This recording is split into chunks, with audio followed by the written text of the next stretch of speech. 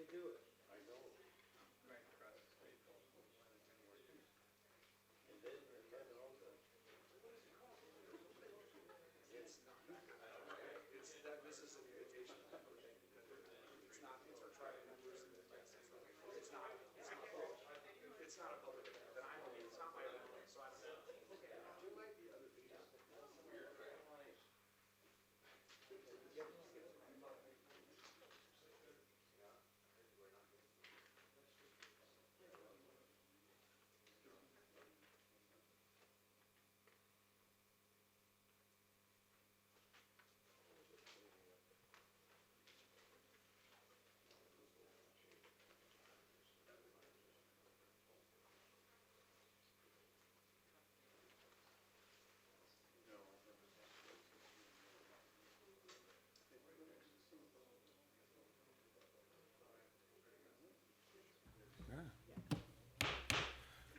The time is now 6:30. I'm going to call this session of the Ridgefield City Council to order. Would you please rise and join me for the flag salute? Councilor Wells. Allegiance to the flag of the United States of America and to the republic for which it stands, one nation, under God, indivisible, with liberty and justice for all. Okay, Miss Julie, would you please call the roll? Councilmember Wells? Here. Councilmember Davis? Here. Councilmember Favela? Here. Councilmember Burkle? Here. Mayor Pro Tem Chipman? Here. Mayor Cole? Here. All right, late changes to the agenda. Mr. Stewart, are there any late changes to the agenda tonight?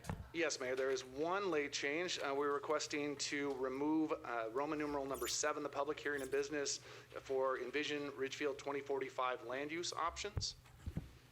Okay, great. We will go ahead and remove that one. And I think that is, we had that on here. Like, we had a couple of public hearings tonight, and the two other ones require a 14-day public notice period, so we have to reschedule those. This one, we felt like it was important to give our council and our public enough time to review the materials and be able to come and provide comment and have ample opportunity, because it is an important one. So we put more thought into it. We'll be having this come back on the calendar at a later date. So if you are here tonight to comment on the land use options for the comprehensive plan, I do apologize, but we will get to you probably in the next week or the meeting after. So, but thank you for being here tonight. So, okay, well, great. We will move on in our agenda. We have a proclamation tonight. This is for February is Black History Month, and so we have a proclamation to issue for that. I'm going to read it, and we won't have anybody receive it tonight, but I'll just read it, and then we'll move on with our meeting. So this is a proclamation for February 2025. It says, whereas Black History Month is a time to honor and celebrate the achievements, contributions, and rich cultural heritage of Black Americans whose resilience, courage, and unyielding pursuit of justice have shaped our nation, our state, and our city. And whereas the 2025 Black History Month theme is African Americans and labor, which focuses on the various and profound ways that working of all kinds, free and unfree, skilled and unskilled, vocational and voluntary, intersect with the collective experience of Black people. Indeed, work is the very center of much of the Black history and culture. And whereas we recognize the injustices of the past, including the systemic racism that has kept Black Americans at a disadvantage, denying them the opportunities, freedoms, and basic rights that should have always been theirs. And whereas despite these injustices, Black leaders, activists, scholars, civil rights pioneers, and everyday citizens have struggled, sacrificed, and worked tirelessly to dismantle barriers, to standing in the forefront of change and progress to ensure that future generations inherit more just and a more equitable society.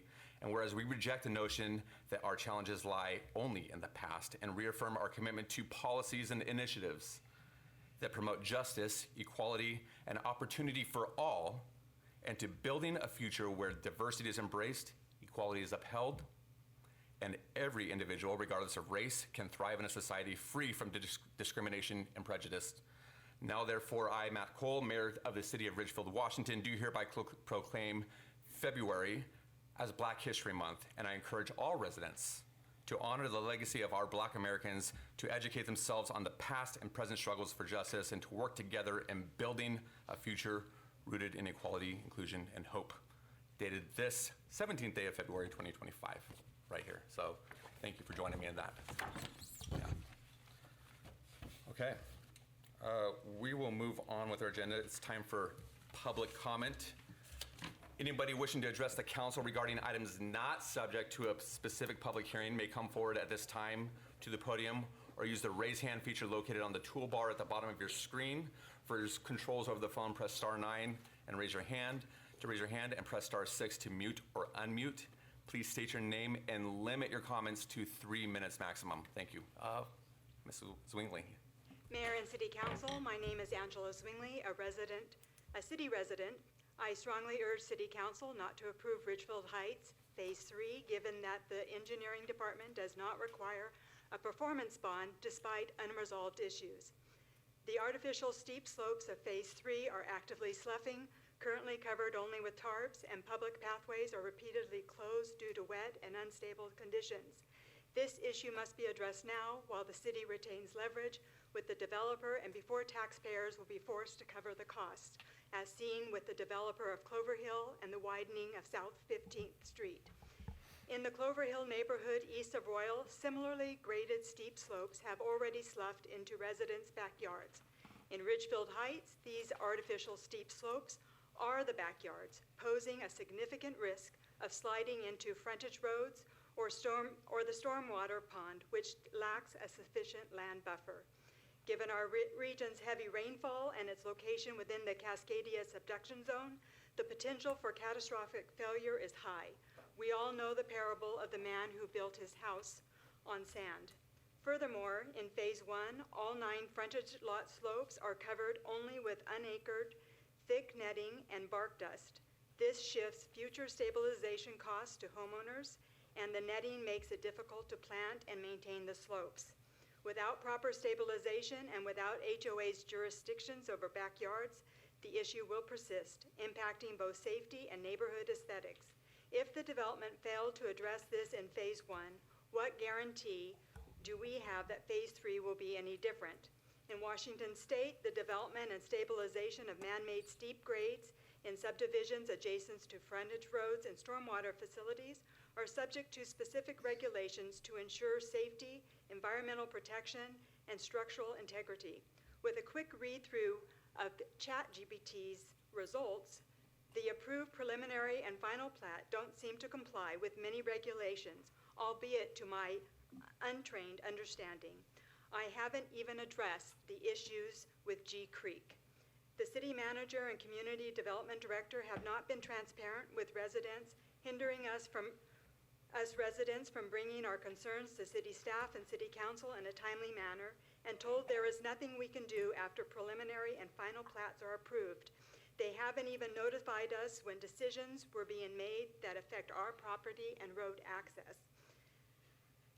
This has to change. As Mayor Cole said, we all need to be stewards of our community. We are best doing so when we work together. Community engagement, small growth, and careful balance between progress and preservation should be all of our guiding principles in shepherding and shaping our growing community. Thank you. Thank you.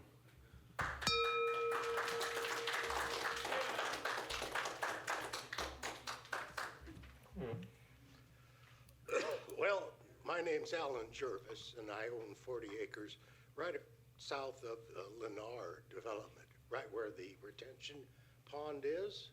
And I have had issues with Lennar and their contractor. Sat through a bunch of stuff. I've talked with you people before. This was a misguided subdivision from the very get-go. It started back and help me out, maybe 8, 10, 12 years ago. They finally got an okay, but they had to build a bridge across to make an intersection there just east of Bertsinger Road, and then they want to do a Bertsinger Road interchange. Then we get Mr. Stewart. He's really a good front man, but you know, he says we're going to put a road in on 35th, I believe, straight across to alleviate traffic. You know what kind of traffic we've had for 4 years? We've had dump trucks going up and down at speeds that are way in excess. We've had one roll over and near death down there. I'm just sitting there. She talks about G Creek, and this isn't what I was going to be talking about, but G Creek is fed by this Tulip Creek stream. that goes right underneath the road from the retention pond. And it's been working okay, I gotta say that. But they weren't supposed to build homes up there at the top where she says it's unstable. Believe me, it's unstable.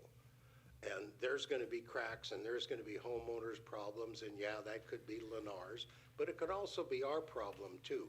There was 24 plus trees, fir trees, big round trees. 200 feet tall. Well, I would venture to say maybe not 200, but a goodly amount.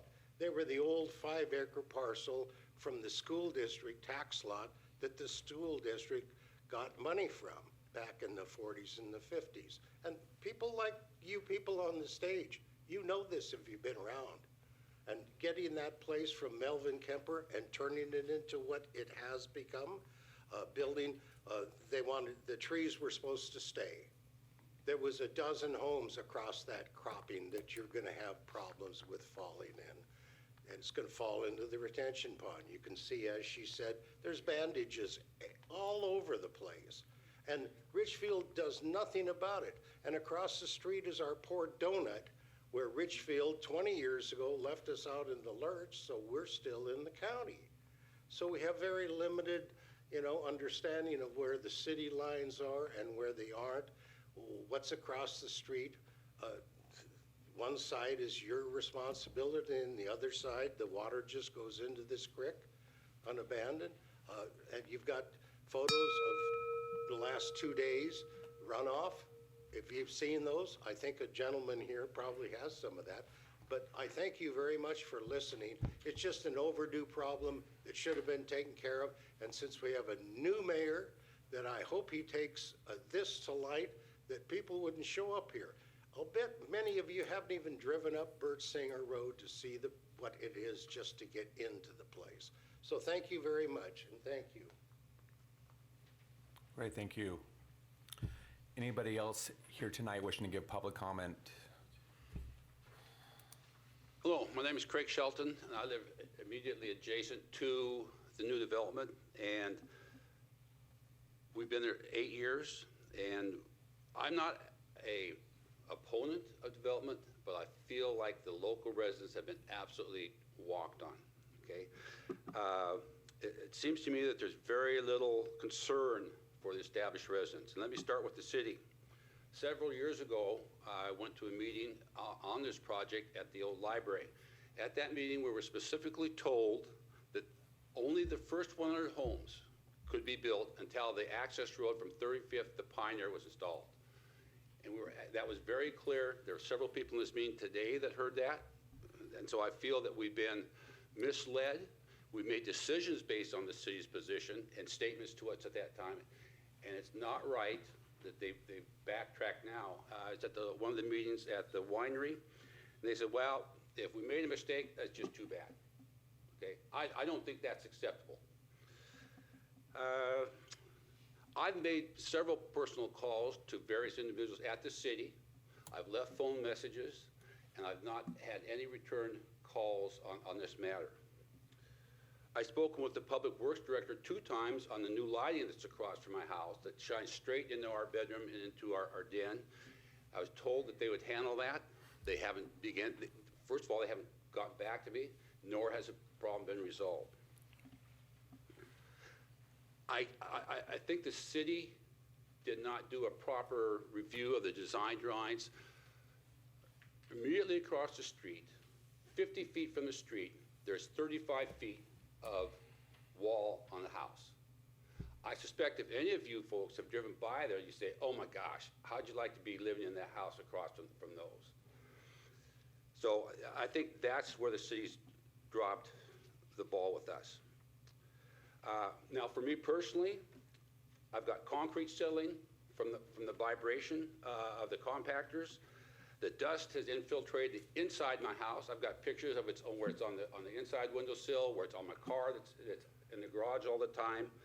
I went out and talked to the operator when they were compacting, and he says, if you don't like all the noise vibration, maybe you should go back into your house. And I've had to talk to him several times about the compacting.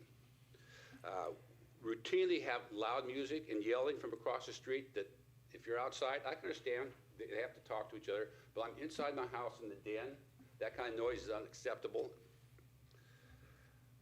Now, so people in general, the roads have been torn up on that street since 22, to the extent where I've seen citizens out with gravel and a shovel and filling the potholes. Routinely parking in the roadway, flooded roads. If you drive up Bertzinger right now, I guarantee you, there's rocks from the flood that came down today. And I've got pictures of the dirt, the flooding, and all those types of things. So I think there's a lot we've been let down by the city, and that's what really upsets me. The city's supposed to be here to take care of us. Contractors need to be observed and monitored, that's okay, but I think that both parties have failed to do their job. Thank you. Thank you.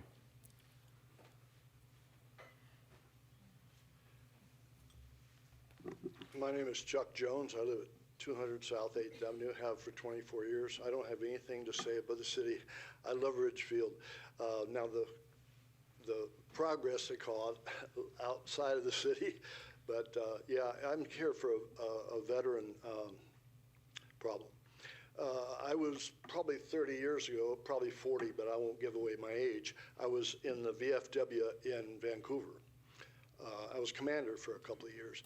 We had a place to meet. And then I was in the Vietnam Veterans of America for 10 years. We had a place to meet. I came here, this is the best group I've ever been in, the American Legion. It's a small town and we do a lot, but we have no home. We were at Bob Ford's for several years. He needed that space. So then we met here every first Tuesday of the month. And then a little bit later, it's like we're kicked out. Well, we need that on. So then we meet at the ball field up above there, and now we're meeting at the fire station across I-5. So we don't really have a place. We wanted to get the old police station, but they tore that down. And the other thing is they tore down the old jail. That's where we kept all of our flags. We started out years ago with 50 flags. We put 220 flags out now. And a lot of us are in their late 70s. I'm actually 79 and working on 80 in a few days. But you know, we're old. We can't do it. If it wasn't for the Boy Scouts and the Girl Scouts, we would not be able to do it. Some days, like 3 people will show up.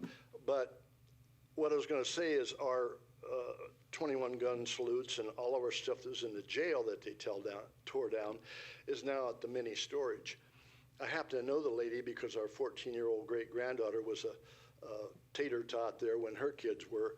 So I went to her storage and talked to her and tried to get, you know, we don't have a lot of money, so I tried to get the storage for 6 months a little cheaper, and she did it for me.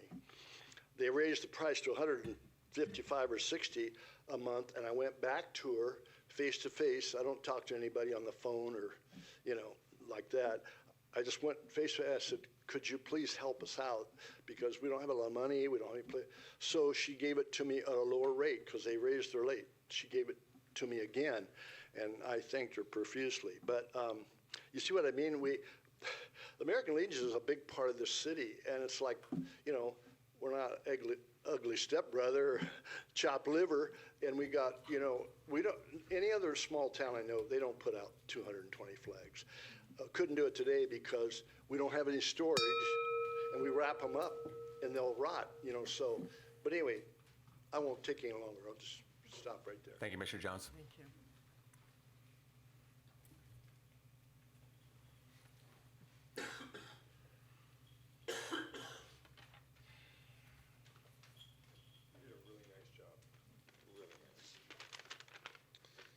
I just found out that the mayor actually responded to my email, so when I go through this, delete that part. Hello, my name's Rich Joseph. I'm from the Donut Hole. As you all are aware, I received a letter from the builder's attorney shortly after the last meeting about Ridgefield Heights.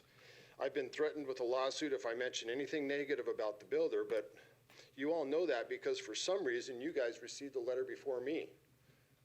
That's really weird if you think about what's going on, and why would you guys receive a letter like that before I did? Okay? I am here to say the builder working in Ridgefield Heights is amazing. They're the best builder in the county and possibly the best builder in the country. Congratulations. Now let's get to why we are here. The city promised us that no homes would be built after the 100th until 35th Avenue is built. For 30 years, we have been under assault by noise, dust, exhaust, mud, vibration, with no construction enforcement by the city. We have heard lies and lies about fines, but none of that is true. After 7 attempts by me to get info on the fines, I have finally heard from a city employee that there were never any fines levied against the dirt moving company at Ridgefield Heights. 2 attempts, I actually drove from my house down here to talk to Stuart, and he said they have been fined, but he's not allowed to tell me how much it was, but he can assure me they learned their lesson. That all has turned out to be lies. I also had 5 other attempts with no success until I ran into a city official in a truck the other day. That person told me there's never been any fines. We are not just addresses up there, we are people. We are also not stupid. We consist of a business owner, a property manager, a housewife, a hippie, a court recorder, a police officer, a nurse, a firefighter, and an insurance broker. Do those people sound like we would get confused about the difference between a built road and a funded road, for crap's sakes, concerning building more than 100 houses? Me neither. We all know what was promised to us by Steve. He seems to be very well versed in intentional deception. Back to the last 3 years of nonstop assault and abuse we endured with no help. We had no power or authority to do anything about it, and you guys didn't do anything. I truly hope that any city official that has been in position for over a year will have an opportunity to have their home life affected in a similar manner to what we have endured. I hope any misfortune about your own homes can be a result of karma from your disregard to do your jobs. You would better serve the community if you stayed home on Thursday nights and just smoked a joint. That would be a significant better use of your time. And I have one thing for Steve.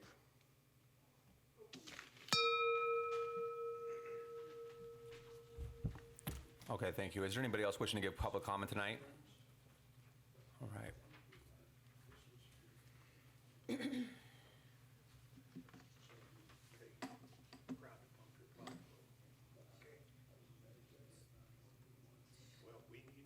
Mr. Jones, could we, Mr. Jones? Thank you. Go ahead, yes. Good evening. I'm Marin Calvert from Schwabe Williamson Wyatt, here on behalf of Lennar today, not the attorney that we were speaking of earlier. I'd like to encourage the council to vote yes on the motion related to the Ridgefield Heights Phase 3. I recognize and can sympathize with some of the disturbances that have been talked about today from development. Development is often uncomfortable. There is noise, there are vibrations, there are lights, there are sounds, there's traffic, there are all of those things. But each of them, as it relates to Phase 3, which is the only issue that's before the council today, have been certified and recognized and inspected as being within the bounds of the law. And in that circumstance, there are many, many decisions that are presented to this council that are discretionary and difficult and unbounded and uncertain. This isn't one of them. The way the final plat process works is the city council, as you may know, approves the preliminary plat, and when they do that, they set the conditions of approval for the final plat.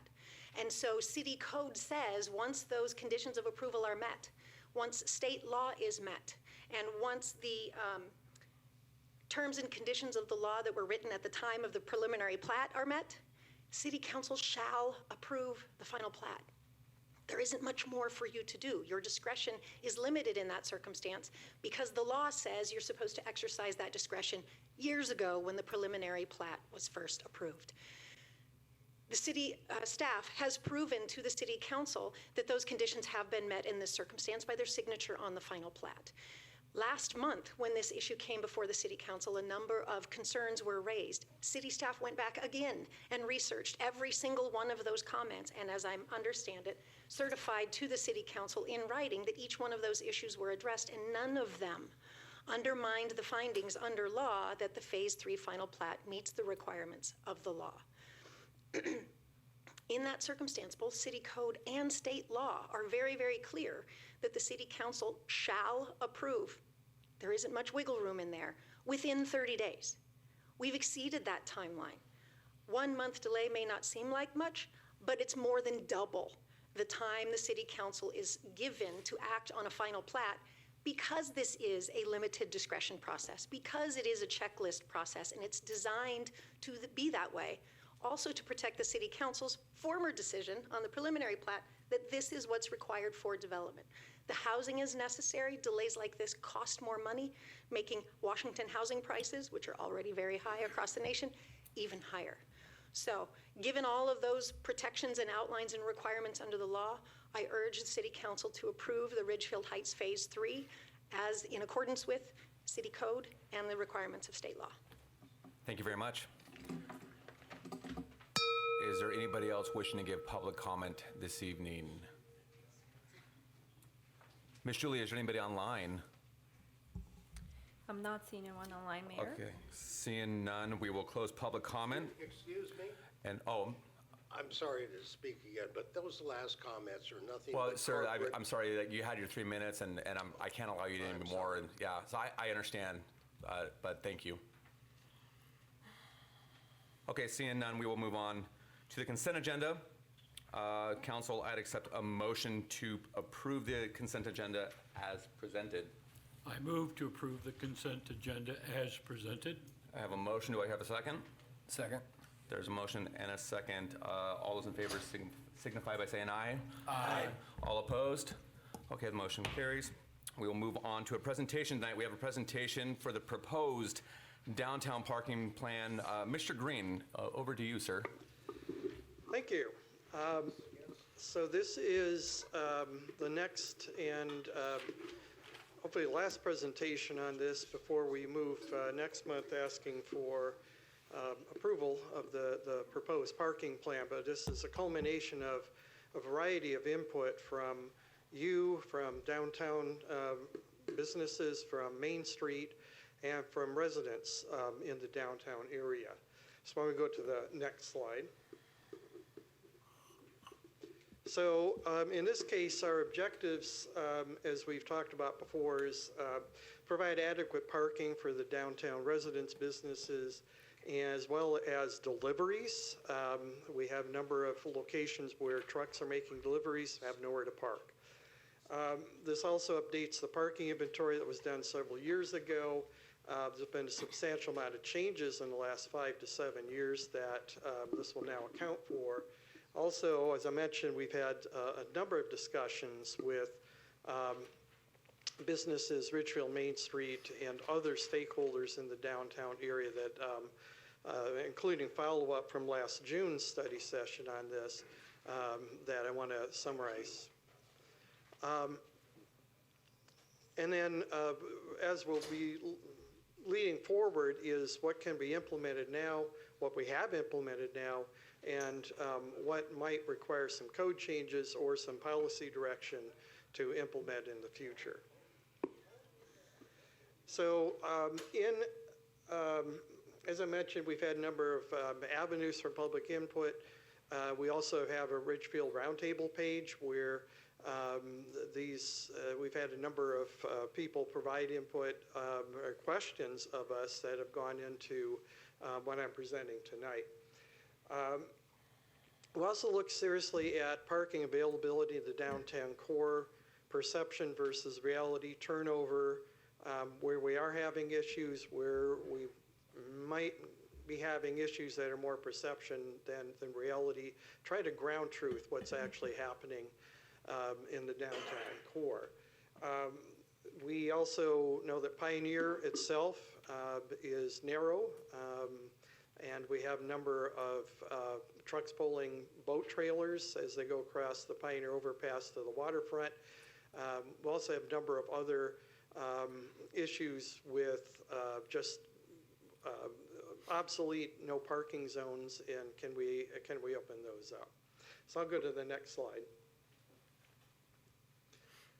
The input from community members has kind of led to a series of suggestions that they had, such as moving the no parking zones in front of the rack or along North 3rd. That used to be the pole truck route to the old Pacific Wood Treating Plant, which, as you know, no longer exists. So the need for a pole truck route no longer exists. Also, downtown, we're getting a number of requests for mailboxes in the downtown area. We talked a little bit about that during the engineering standard update, and some parking restrictions for mailboxes will require code changes, and we'll talk a little bit more about that in the future. The future. C-Trans shuttle has been suggested. We've actually did them successfully this past summer. The desire is to keep doing them because of the success of that. And that idea for a shuttle came out of some of these early discussions on downtown parking. I'm going to talk about 4th in a minute.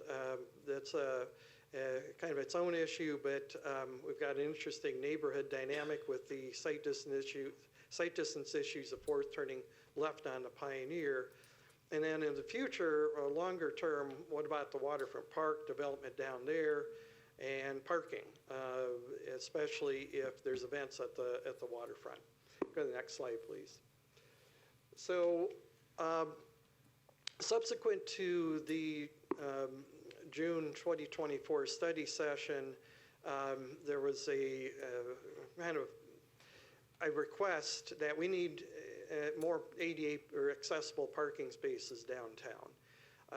And looking at what we have now is we have 2 on-street designated AD spaces in the entire downtown core. So I do want to talk about how we're going to address that. Did talk with the 4th Avenue neighbors about what to do with that sight distance issue coming out onto Pioneer. We have a split decision. Half the neighbors said, yeah, it'd be nice to have that converted to one-way like 5th is. And then we got room for adding more parking on the street. The other half saying, well, we kind of like to turn left onto Pioneer. We don't want to go around the blocks to get out. But why don't you take out a couple of parking spaces to improve the sight distance, put a convex mirror on the street. So we'll talk about that in a minute as well. We did talk at the engineering standards about new mailboxes on Pioneer and Main. The engineering standards have for new mailbox requests, we will not allow requests for mailboxes on the core parts of Pioneer and Main. That actually does need to follow up with a parking code amendment as well. We'll talk about that in a minute. And also, we did do some updated parking observations and counts, especially on Main, especially look at duration of parking in the downtown core and in front of Overlook Park. So I'm going to go to the next slide. Greeley Building, as you know, the port owns the Greeley Building, and it's in for remodel, tenant improvements, and kind of a rather substantial reconstruction renovation. We've had some discussions with the port about parking along Pioneer and 3rd Avenue. That's their frontage in front of the building. They have talked to us about, well, you know, we don't need some things like there's a garage door opening up onto to Pioneer. We don't really need that anymore, so you can put a parking space there. There's an alley in back of it, which also has its own sight distance issue coming out onto Pioneer. Why don't you make that one way going in to northbound from Pioneer? But the biggest idea to come out of that was EV charging stations. They are proposing to put in a series of on-street EV electric vehicle parking charging stations on 3rd. And the question is, well, okay, we've never done that before. What does that look like?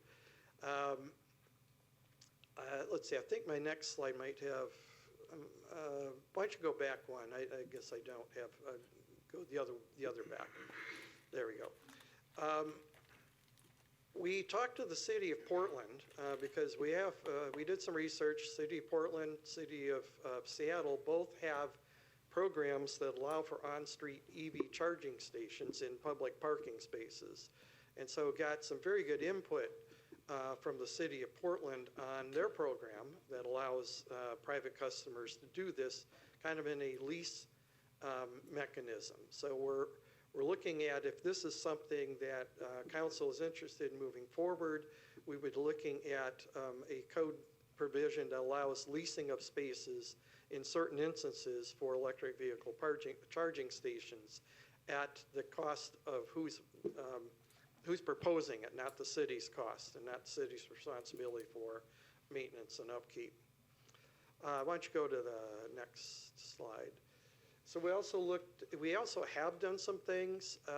There's been some questions in 2023 about wrong way driving on South Main. We have done some signage and some arrows in there, as well as on North 5th Avenue. I am not aware that those issues have continued. I think we've addressed those complaints. We did talk with the school district parking along Pioneer in front of the RAC. They're okay with removing no parking restrictions as long as there's sight distance for buses getting out in the street and vehicles leaving the RAC. I talked a little bit about the mailbox requests before, and we've had discussions with the postmaster about those. And then as far as adding parking, we have the Sargent Street Community Development Block Grant Project, which is slated to start its design later this year, which will add a parking lane between Main and 3rd. Next, please. What we can do, the things we can do is put in some wayfinding signage to either parking spaces at Davis Park or along Railroad Avenue where the port owns land, and they have made that available for event parking in the past. Under state and actually local code, we are able to designate on-street ADA parking spaces in certain circumstances. And in this case, this would be designating a space closest to the crosswalk because we don't have this, unless you want to do a wholesale change to the streetscape environment, what the ADA provisions do allow is if somebody exits and is in a wheelchair, getting to the nearest crosswalk to get onto the sidewalk system, as long as that crosswalk complies with standards of the Americans with Disabilities Act, is allowed. And so we would look at, in certain blocks downtown, that parking space that is closest to those crosswalks being designated ADA spaces to increase that accessible parking supply. Just overall, there is actually a 24-hour maximum parking time limit under code for on-street parking in downtown and Pioneer, Maine. That, my understanding, has not been an issue. It's more of the question of how frequently do those spaces turn over during the day. Why don't we go to the next slide?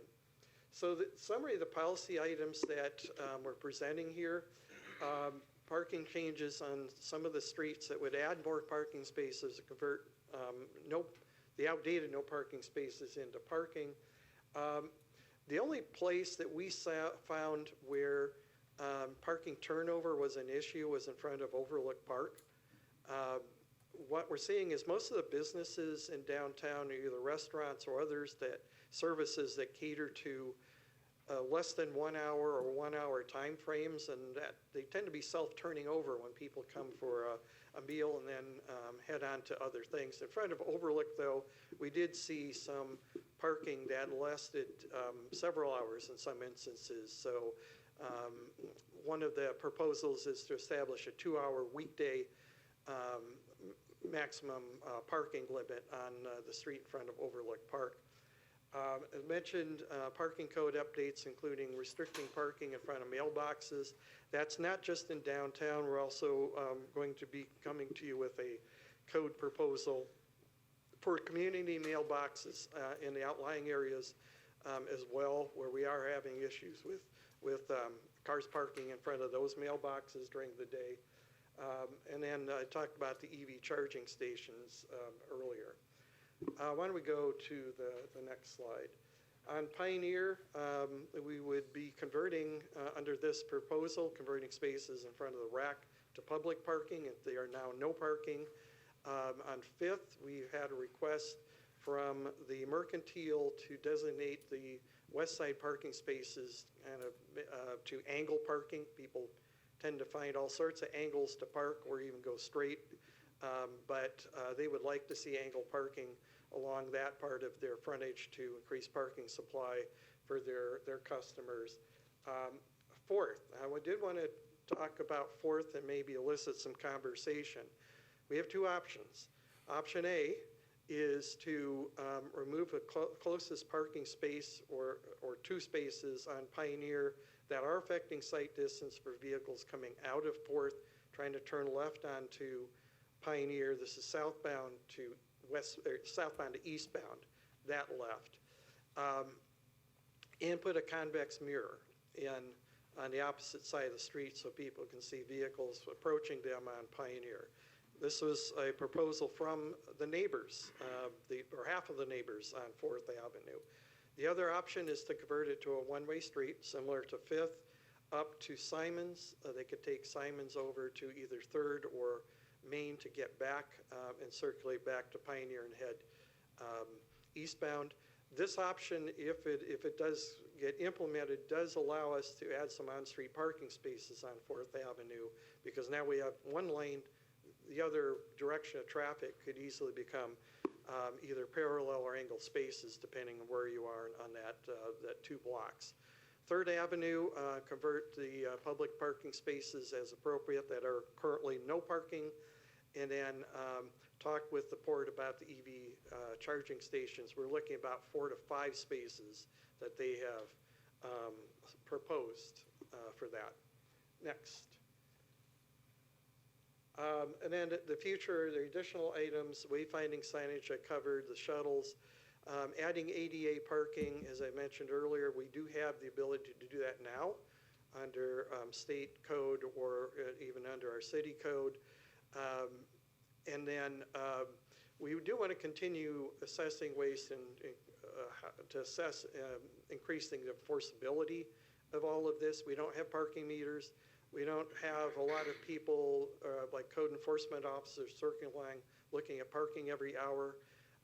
How do we increase the enforceability? Right now it's pretty much self-enforcing unless they're abandoned or there for quite an extended period of time. We do want to continue discussions about a municipal parking lot. We've talked about that with the park laundry and the old police building discussions. We want to continue those discussions as far as what that looks like. And then the waterfront, with the waterfront park master plan, which has an event amphitheater, we're in the process of doing conceptual design for a new multimodal pedestrian, bicycle, et cetera, overpass over the railroad at Division Street into the waterfront, which would provide some access to that waterfront if people park downtown for events, but we want to be able to address that and manage for that, as well as the development that's coming up in downtown and how that all might attract parking needs. Next. So this is just a quick example or a quick map of a current situation. Why don't you go to the next one? And then this is the proposal. The proposed plan will add a substantial number of spaces in downtown. This one has the various concepts block by block as to what that looks like and what needs to be done to implement those. With that, I think this is my last slide, Julie, and that is it. And I will return to the mayor. Okay. Thank you, Mr. Green. I guess council will start with questions for Mr. Green or staff, and we'll just start down to my left with Mr. Brookle, and we'll work away rightward there. So go ahead, Mr. Brookle. Thank you. Mr. Green, Fourth Avenue, if we were to make that one-way, we gain parking spaces. If we do not, we actually lose parking spaces, don't we? Because we would be removing parking spaces on Pioneer to accommodate left turns. Yeah, that is correct. 1 or 2 spaces would have to be removed on Pioneer. EV parking, would there be limits as to how long a car could be parked in EV charging?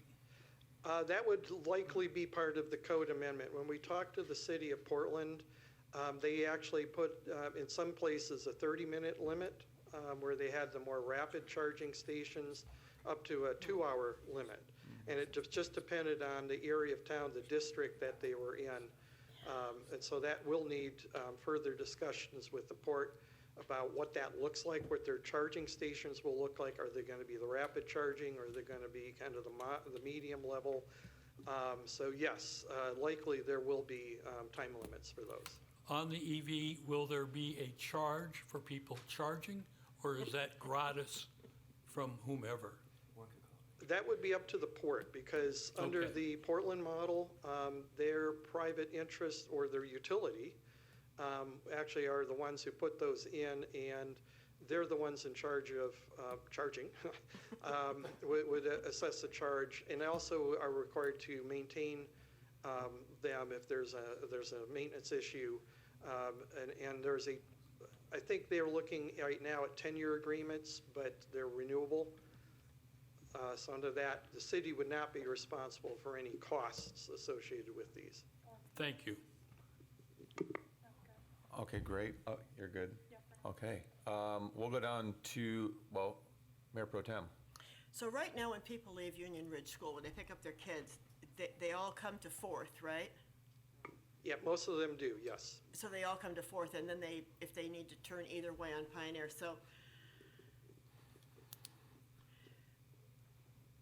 So then they would all be going down to Maine, or down to...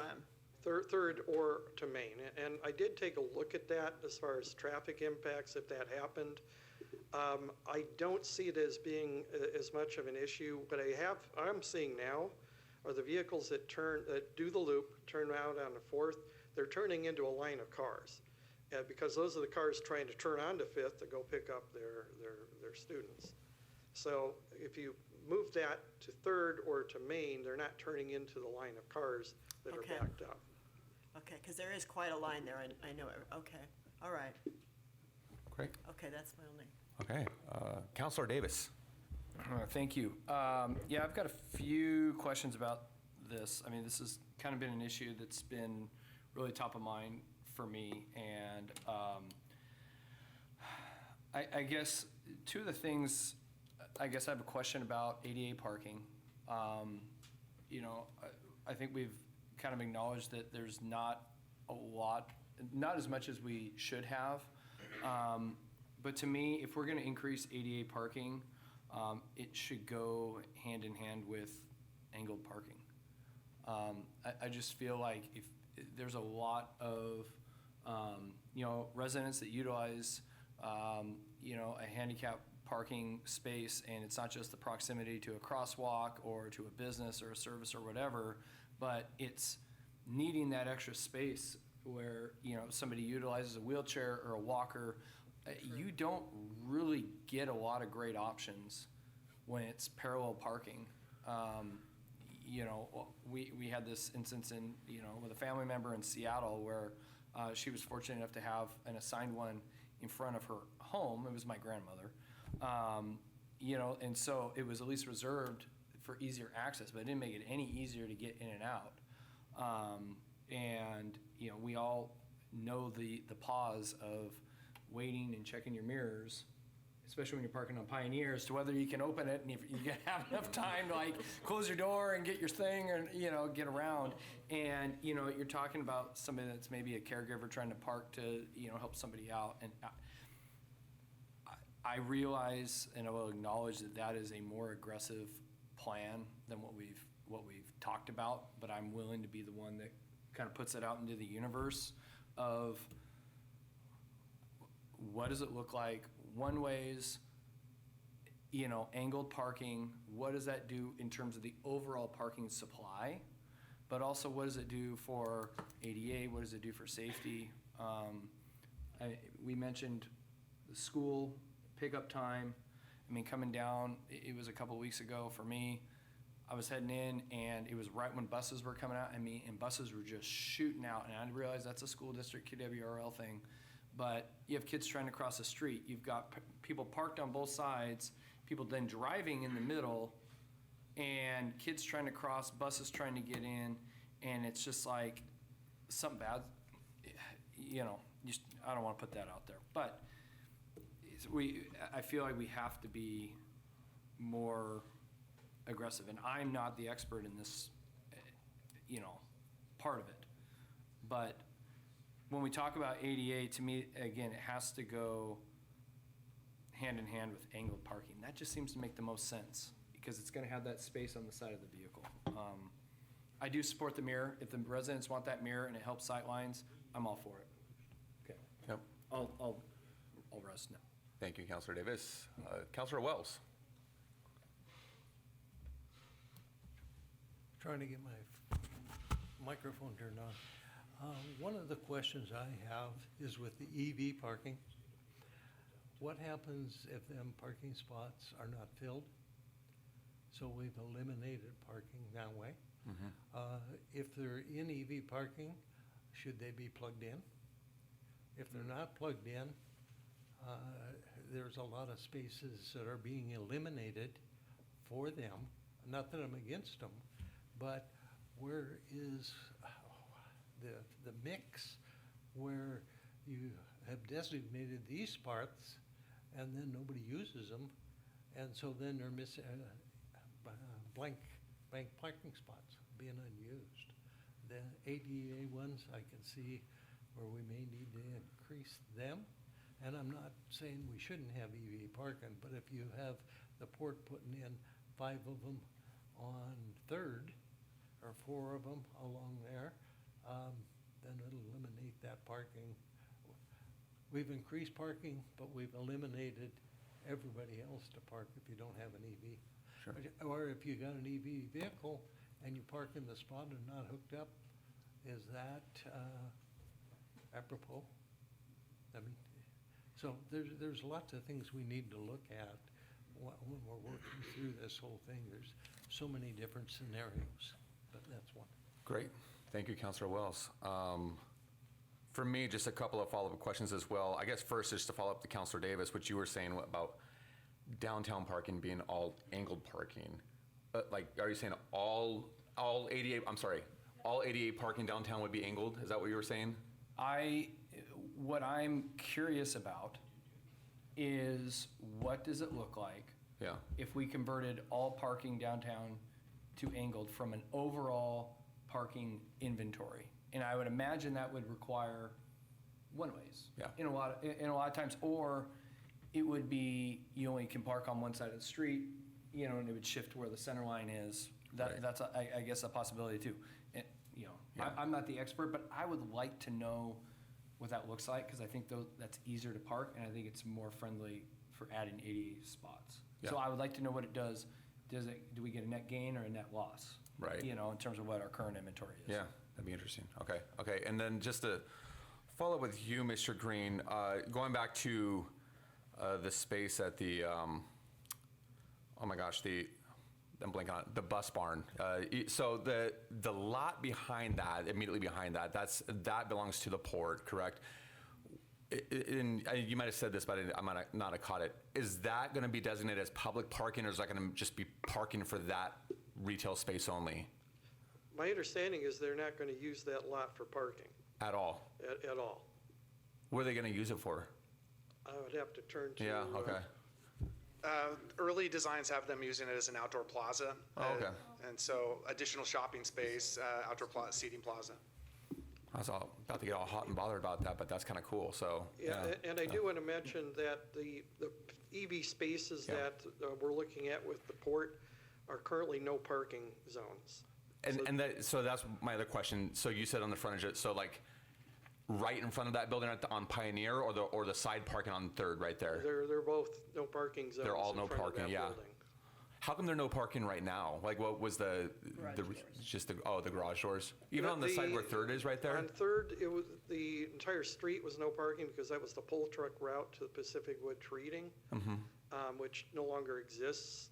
And so, nope, we have never converted those once that plant closed. And so this would be this is the time to convert those. Okay. And then with the garage doors, the port has indicated that they will not be using the garage doors for ingress, egress off of Pioneer. Right, okay. And then the port itself would be the ones paying for the charging stations right there? Yes, they have a 10-year, they have a grant. Okay. And it has it's a 10-year grant maintenance period that they want to use for these stations. That's their grant. We are looking at the city of Portland for guidance in a code that would allow these not only on Third for the port, but others who might propose on-street EV parking stations. What does that look like? In Portland, they do, as I mentioned, they do have time limits, and there is a requirement that if they're in that space, they need to be plugged in. Okay. Just to follow up with that too. So if is the port, or did you say the port is going to be the entity that manages those EV parking spaces on street, or is that still kind of up in the air? So it's kind of twofold. One is they maintain the charging stations themselves. They will be using public on-street parking spaces, and so there is a city component to this, which would probably be enforcement. But that would probably be it as far as that. There'd also have to be an agreement between the city and the port for the use of the public right-of-way associated with the charging stations that would be on the sidewalk area as well. Yeah, I know, and I know it's early on this, but I we had a conversation last year, like late last year, talking about the port wanting to charge, charge parking fees for the waterfront area, and there's a discrepancy with that because we'd have to do a code alteration and said you couldn't do that because only the city can charge for that. Is that kind of like, does that sort of fall into that? Because if they're charging for parking right there to do an EV, is that a separate entity other than the city essentially charging for parking downtown? Probably would have to look into that. The city would not be creating its own entity to charge for that. In Portland, it's a lease of that sidewalk space and that street space, and so whoever is the one putting in the EV charging stations under that lease agreement would be the ones charging for that. Okay. And the code that you're speaking to, Mayor, is the code that restricts the creation of commercial parking lots. It is not directly on point. Certainly the issue is related very closely, but it is not the same code that we would be using. Yeah, gotcha. Okay. And just a couple more quick comments. Like, I know it's early yet, and this is just sort of an idea. I'll say from just my end, I'd be interested in hearing more and looking at other jurisdictions beyond Portland as an example to that.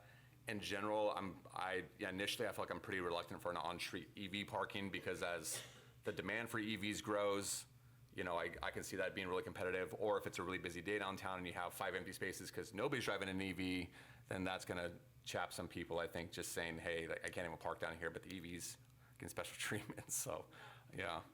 I think there's a couple other questions from council. Did you still have one too, Councilor? We'll go to Mr. Burkle for, actually. Just a quick question. Is there a requirement for the number of ADA parking spaces that we would have? And if so, could any of the property currently being cleaned on Main Street be made into a parking lot that could be ADA? So we do not have any requirements for minimum number of on-street ADA spaces. We do have requirements for developers to do off-street as part of off-street parking for ADA spaces. At this point, I think if the discussion goes to like a municipal parking lot, obviously that would be an off-street use, but there would need to be a consideration for the number of ADA spaces at that lot. Thank you. Councilor Davis. Yeah, just one piece of clarification. You might have said this. The ports grant for the EVs, does it have to be on-street? We did not ask them that question. That's a Okay. good question that I will definitely ask them tomorrow. when Because the we're first back in. location that kind of came to mind is the parking spaces like at Davis Park. They're off-street, they're a little tucked away. There might be already some, the utility infrastructure available just because of, Public Works being there before. Anyway, but that might be, I don't know, it just seemed like maybe a more appropriate if we were going to go down that path, but that's technically off-street, so that's why I had my curiosity. Yeah. And then last question from me. So currently it's from 5th to Simons is a one-way going towards Pioneer, right? Fifth is one way from Pioneer to Simons. Yes. And so if we're talking about making 4th also a one-way, wait, I'm kind of backwards. Are those two, will they be going separate ways? No. They'll they'll both go in the be same going north. direction? Yeah, and that's because going south, turning onto Pioneer is where you have the sight distance issue. Yeah. Okay. Any other questions, Council? Yep. Councilor. Sorry, thank you. Is there a reason why on Main there is a loading zone, but on the opposite side of the street where we typically see trucks park in front of the hardware store? So this is a discussion I've had with Scott Hughes and a couple others there. It's mostly when trucks park, how do they get out? And so in this case, they would travel down Simons to Main, turn onto Main and park in front of the hardware on the opposite side of the street. But it's the ability to make that turn back onto Pioneer rather than have to circulate somewhere if they park directly in front of the hardware. And also it would use spaces in front of that it's not a parklet, but it's kind of that open area that's across the street that there's nobody needing parking spaces there now. The loading zones would only be weekday mornings until noon. And that's also through discussions with the convenience store manager as well as Mr. Hughes. Okay, got it. And then just one more question regarding the handicap parking or accessible parking on Pioneer. When you have a handicap accessible van, there's usually a ramp that will come out on one side.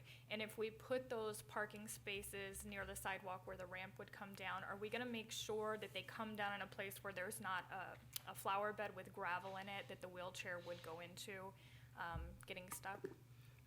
Yes, and that actually is an issue now with the ADA parking space we have in front of Overlook. And so we're proposing with this to designate the adjacent space to the left where the ramp would come down in a kind of an open space between the two parking spaces on the street level to make that an ADA space as well. And that was actually at a request for a couple of people who do take they're caregiving for people, and they do take them down to Overlook and have noted that issue with the wheelchair ramp actually landing on top of the sidewalk and not getting flush with the ground. Okay. And very last thing, we cannot predict the future, but with the build of the waterfront and the influx of traffic that's coming and going, are we locked in here with this, whatever changes we make to parking, and then if the waterfront comes and we say this is not working and we need to make changes, we can do that, correct? Of course. Well, and where we see this as being mostly on Division Street, people parking to walk across the future overpass to get to events. Along Division, for most there is ample parking. The issues tend to be limited to Mill Street South.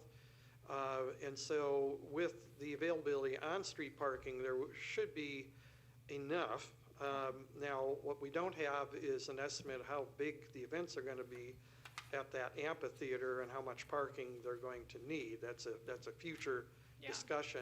The other factor in this that probably needs to be a part of that discussion is the municipal parking lot.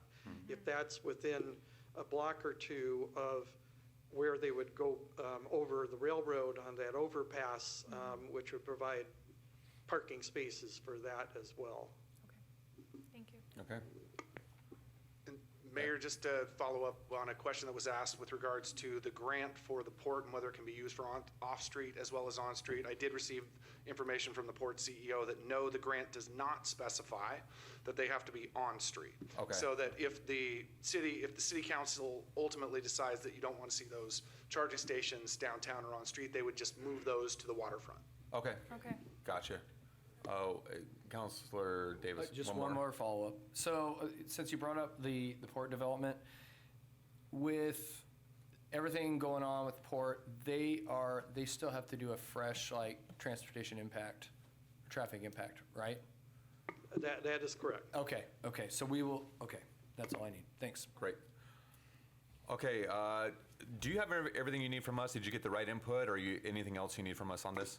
We got great input. Thank you very much. Okay, great. And I guess this is going to come back on March 13th? Yes. For council action. So, okay, we will move on in our agenda to the cost of services study, cost recovery options from Mr. Johnson.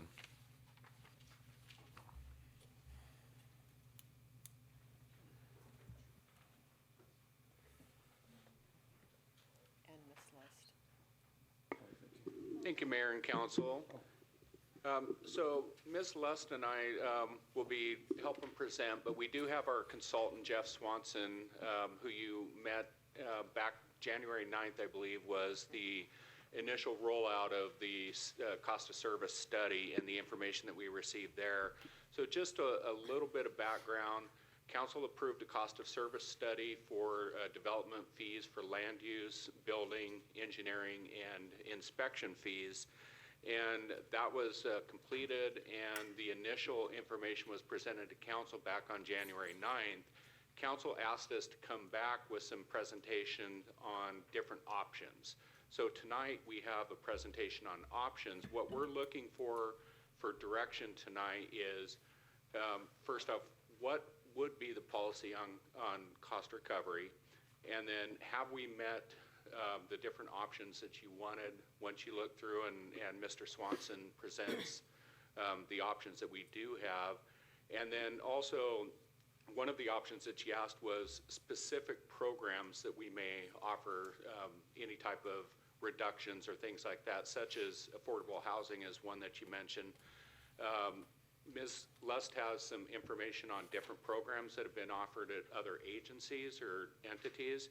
And which of those would you like us to get more information on, and then potentially come back to you at a later date for information there? What we're really looking at tonight is that direction there, and then direction on the policy for cost recovery. And then at the next council meeting, we'll come back with full information on potential changes to the master fee schedule.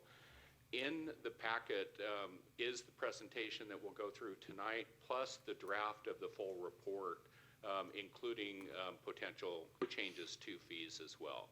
With that, we'll go ahead and turn it over to Mr. Swanson. Great. Can everybody hear me okay? Yes, we can. Okay, great, thank you. If we go to the next slide. So what I'm going to cover is I'll give a brief recap of the study session from January 9th and what the upshots from that were regarding the cost of service and level of cost recovery.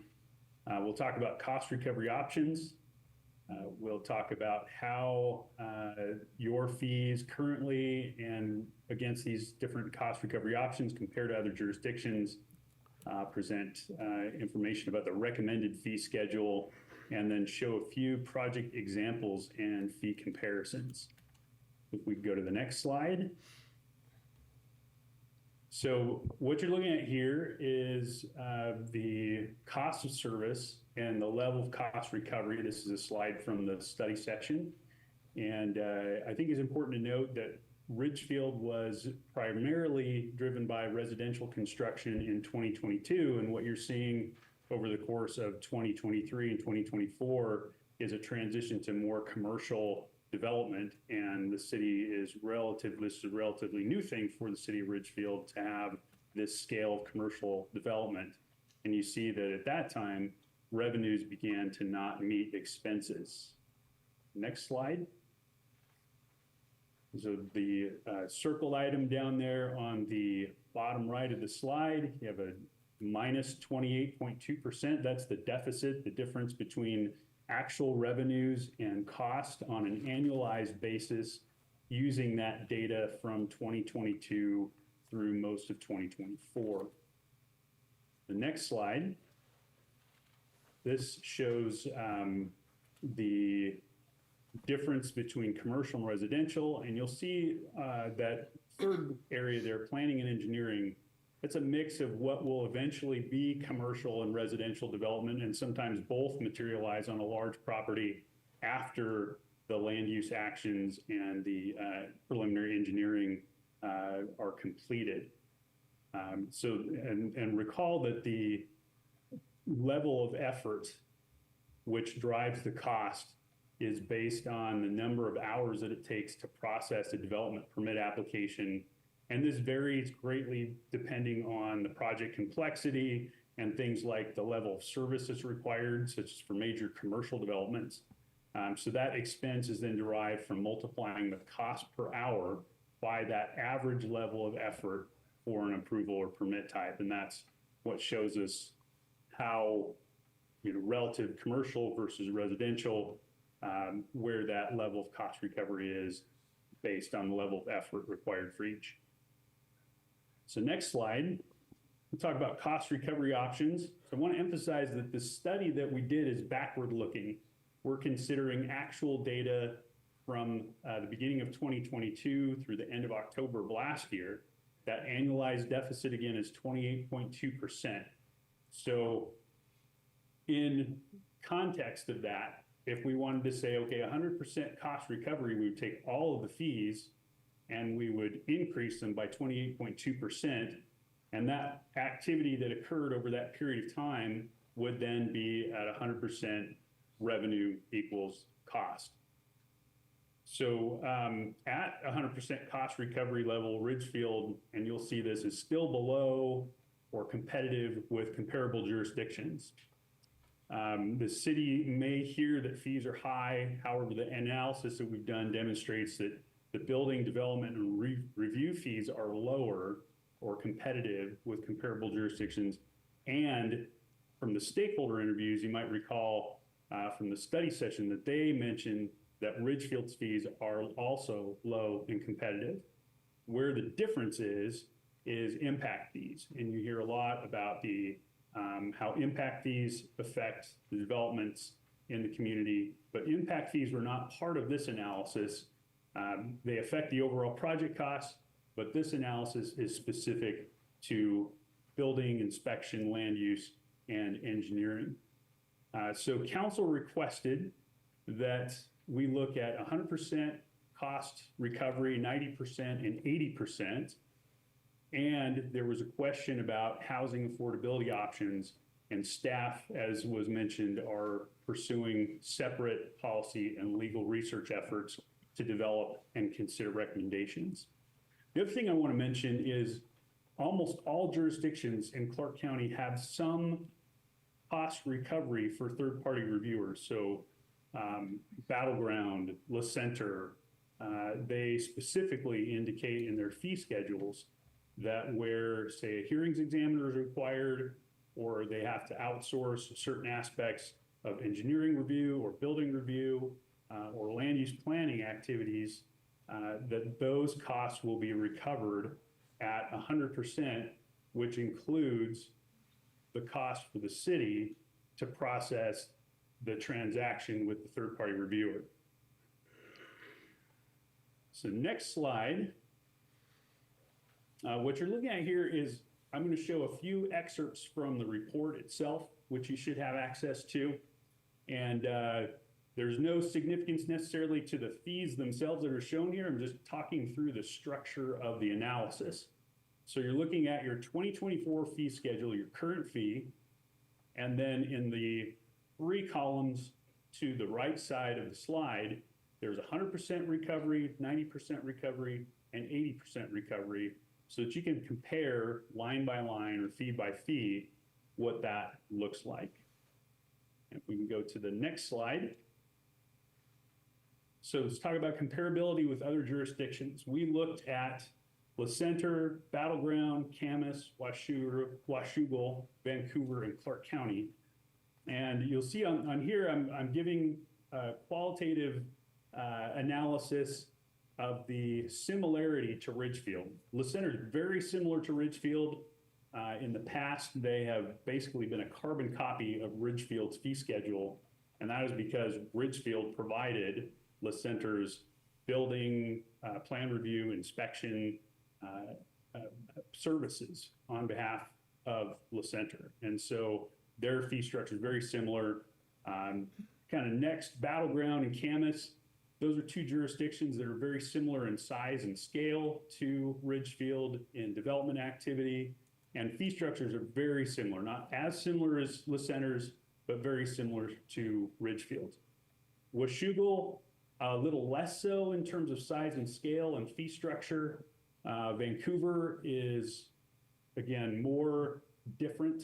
It's less similar than Ridgefield in terms of size, scale, fee structure, and Clark County is, in some cases, off the chart different from all of the jurisdictions.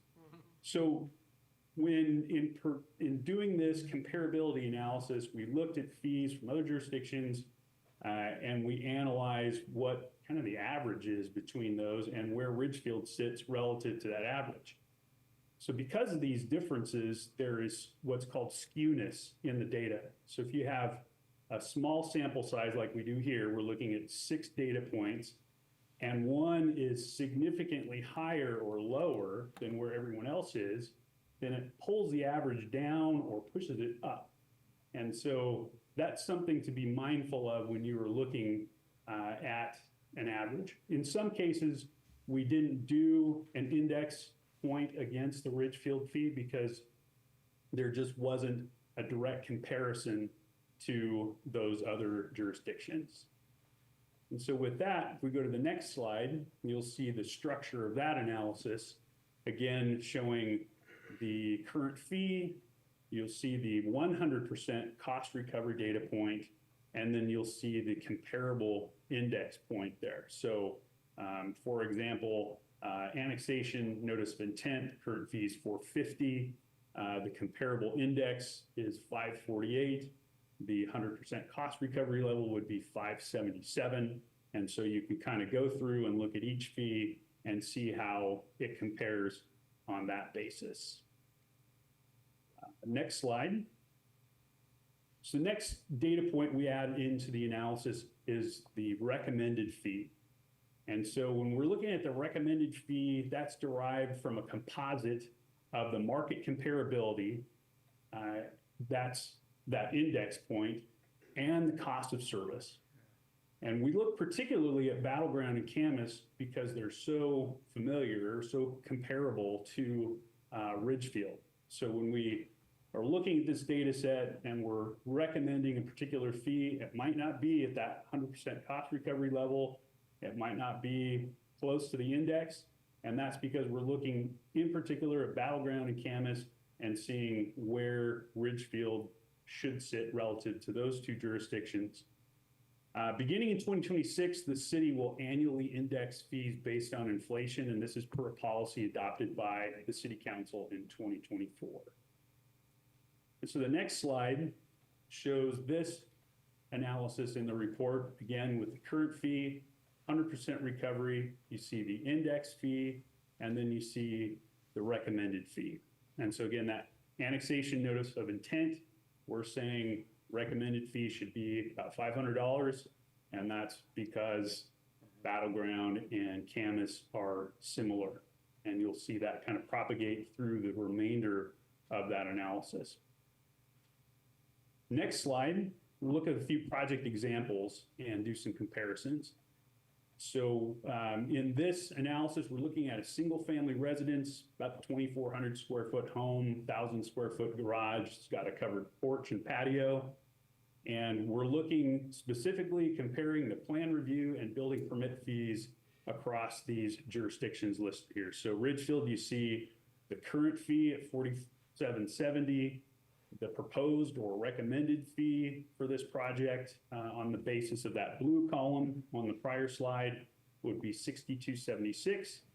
And you'll see here Clark County is unusually low, where Vancouver, Washougal are kind of in the same very, very tight radius of where that proposed fee is. Camas and Battleground skew a little bit higher. Next project example, we're looking at so next slide, please. We're looking at a 100 lot subdivision, and we're looking at comparing the land use fees. So again, in this example, the current is a little over 12,000. The proposed would be about 14,300. Clark County sits much higher, so does Vancouver, and that's where that average gets skewed upwards in the index.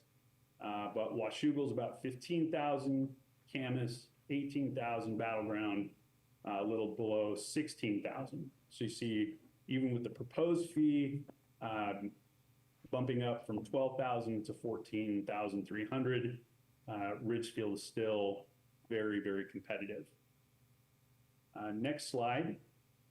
So this project example is about a 5,800 square foot commercial building. It's like a restaurant or bar. It's got a covered patio or deck.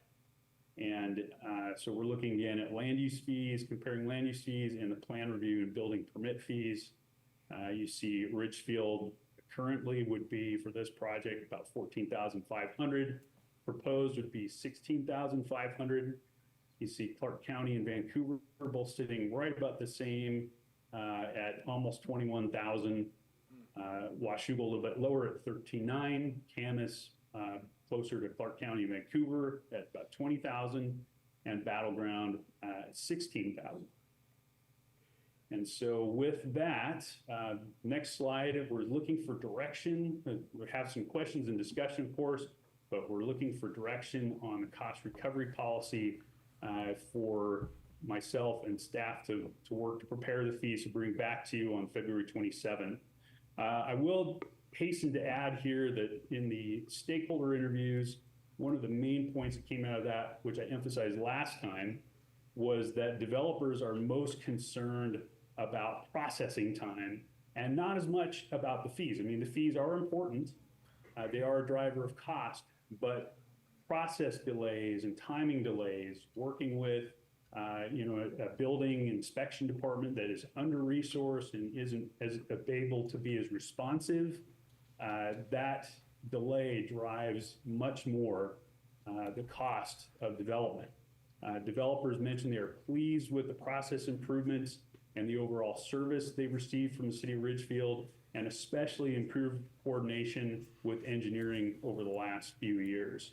So with that, I'll open it up for any questions you have for myself or Kirk and Claire. Great. I think we're going to go to Mr. Johnson first. Yeah, Mayor, thank you for that. As Mr. Swanson just mentioned, he was kind of talking about the processing time and the service level that our staff offer. That's one of the things that's very important about this cost of service study. What's important is to make sure that we're not only maintaining our reserves, but we're bringing in enough revenue to maintain a stable department. If we were constantly, because this is such a cyclical type of business where you could get the revenues early and then you still have 2 years potentially of expense going on with reviewing that permit, doing inspections up until they get occupancy. If you have such a wide swing there, you may have to hire people, lay them off, hire people, lay them off. So you don't have that good cohesive staffing that offers that really good service level that we do right now. And that's one of the things that was mentioned in the stakeholder interviews that were very helpful in helping us guide kind of where we're at. So why would we want the different levels that we're looking at? So 100% is development pays for itself. If you're looking at 90% or 80%, is there a public benefit to some of what they're doing, which in cases of commercial, there could be public benefit to that because it's bringing in future revenues. It's bringing in services that the residents have asked for. The other one I kind of wanted to touch on, and then Ms. Lust will kind of talk about the potential policy changes with like housing affordability, things like that, is 100% cost recovery for third-party reviewers. In the past, the city did do that, where we sent a lot of this was when we were smaller, we didn't have a lot of development going on. We sent a lot of our review out to third-party reviewers, and we charged that 100% back to the developers. We did have some issues with that where timeliness of getting the invoices back from the third-party reviewers, we might be billing the developer 6 months later after they've already closed out the project. And so that's an issue. We do still have one that we do cost recovery on structural engineering. We've got a very tight process on that now. We actually put it into our contractual agreements that they have to invoice us within a certain period of time. That's what we would look at doing. I've talked with Battleground specifically on this, and that's kind of what they do. And they do a lot of their third-party reviewers. They don't have the staffing where they can do a lot of this, so they send it out and they do charge 100% as well. So we kind of modeled that as an option for you to consider. And then I'll turn it over to Ms. Lust too. Thank you.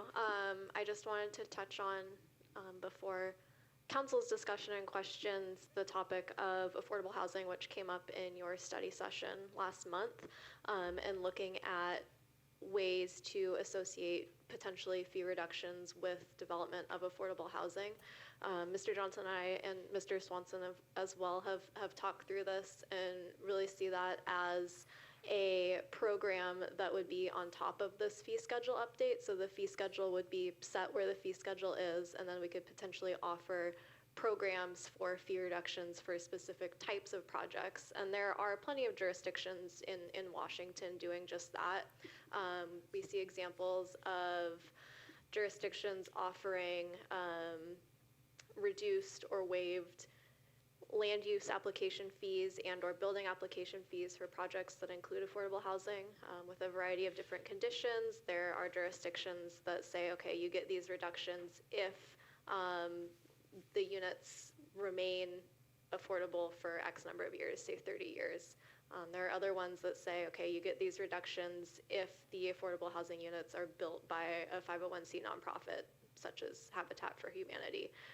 There are others that have kind of scaled fee reductions depending on the number or proportion of units in a development that are developed as affordable. There are also cities that offer fee reductions for land use and building permits for projects that are infill development in targeted areas of the city. It's something that Bellingham offers. And as well as examples of cities kind of on the flip side offering fee reductions where the applicant is low income. So someone comes in and is getting permits for an addition to a home, and they can show that they are low income. There's a deferral or a reduction or a waiver for those fees. So those are some examples of types of programs that with council's guidance we'd be able to do more research on that would be above and beyond this base fee schedule based on your cost recovery policy. Thanks. Okay, are you ready for questions from council? Okay, great. We'll start to my immediate right with Mayor Pro Tem and we'll work our way down to the right and we'll go back to the other side. So I think one of the things that we heard pretty loud and clear from Mr. Swanson was that the developers and the builders were more interested in the speed than the cost. So how is this increase in fees going to speed our process up? So I wouldn't say that it necessarily will increase the speed. It will maintain the service level that we have, which they were very highly appreciative of the service level we have now, especially over the last 2 years with coordination around land use and things like on the bigger projects. Our service level they've mentioned is very good, and compared to other entities, we're getting through things much faster than what they see elsewhere. So you won't be hiring any extra help with this? This is not to hire extra help? We're not asking for that at this point. That's all dependent on what happens in the future with different, if development increases or things like that. And that's a totally different conversation. This is about having the revenues to support the expense right now to maintain our service level. I think I would add to that a 28% deficit on your actual financial performance in this area is not sustainable in terms of maintaining the current level of service that you offer. Okay. So I'm going to ask another question that kind of goes back a little bit to this other issue that we have.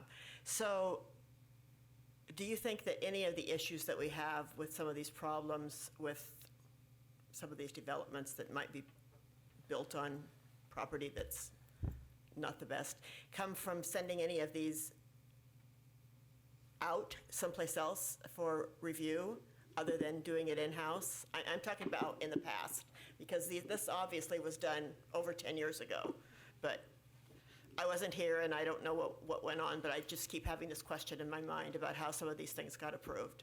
Yeah, our goal for a number of years is to bring as much review back in-house as possible. It's just easier to coordinate between departments for supervisors to have oversight of the person doing the review, et cetera, when those reviews are in-house, and we have definitely made strides toward that. It's also more cost-effective to have those reviews in-house. So to answer your question, yes. Okay, great, thank you. Great. Councilor Davis, we'll go to you if you have questions. Yeah, I guess my big question is, we have a recommendation to align fairly closely with Battleground and Camas, and I can understand why we would want to see how we compare to peer cities. What, and maybe this is a complicated answer, but what does that shake out to in terms of the threshold? We're talking about 80% level, 90% level, 100% level. If we raise up to that recommended level, what is that? Is that like 95% recovery? Is that 85% recovery? Mr. Swanson, can you help us with that? Yeah, so I mean, in this case, we are looking more at that market analysis piece in terms of your competitiveness. It would vary from fee to fee, so that's the complexity of it. Yeah. Because we're leaning more on the market analysis piece than we are on the cost recovery piece to come up with the proposed fee, if that makes sense. We can get an answer for you, though, Councilor Davis. We had examples of the specific project types, and it compared existing versus a potential potential fee structure. We can look at that versus the 190 or 80% and see how does that compare for those specific examples. That'll give you a sense of it. Yeah, I mean, and as I said, I realize that it would be a complex answer, but to me, if the conversation in general is right now we're running a deficit in development, paying for itself, and anything less than that is us essentially incentivizing or trying to be competitive. I'd just like to know what that is, like where it slots in. We can get that that'd be for you. great. Thank you. Great. Okay. Councilor Wells, any questions or comments from your end? How much time do I have? Yeah, I'll give you all night, sir.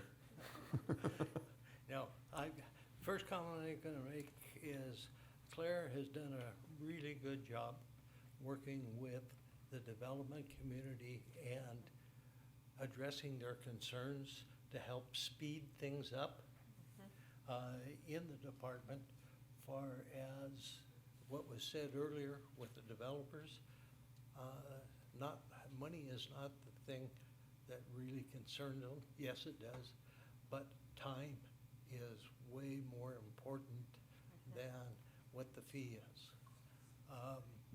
And some of the problems, which I have encountered, and some of it's self-inflicted, some of our consultants, and I say on that side, are slow at responding.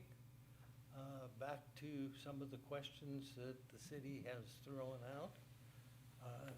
Some of the consultants that the city has, trying to find the right words to use, that the city uses. There is, one of the big questions I have is there any control on their outside fees? How much time should it take? They are allotted so many days to do it. We've got 2 weeks to get back, or got 21 days, and usually it's 21 days before you get an answer back.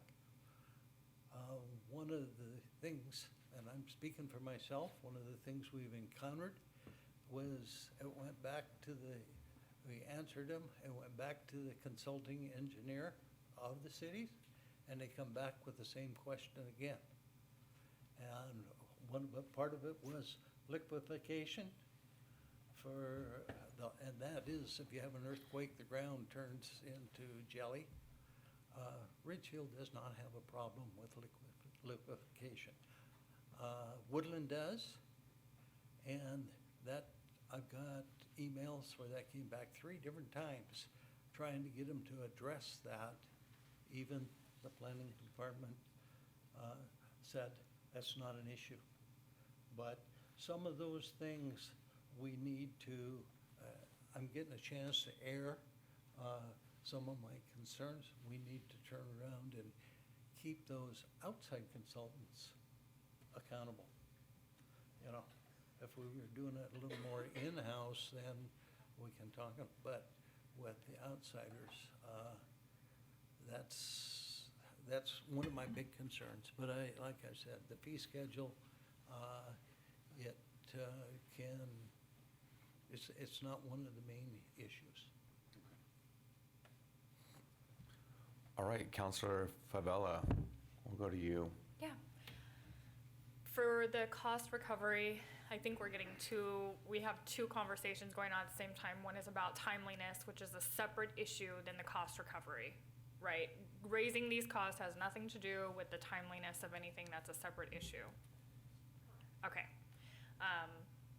Yeah, I just wanted to make sure we were clear on that. Thank you. Councilor Burkle, yeah.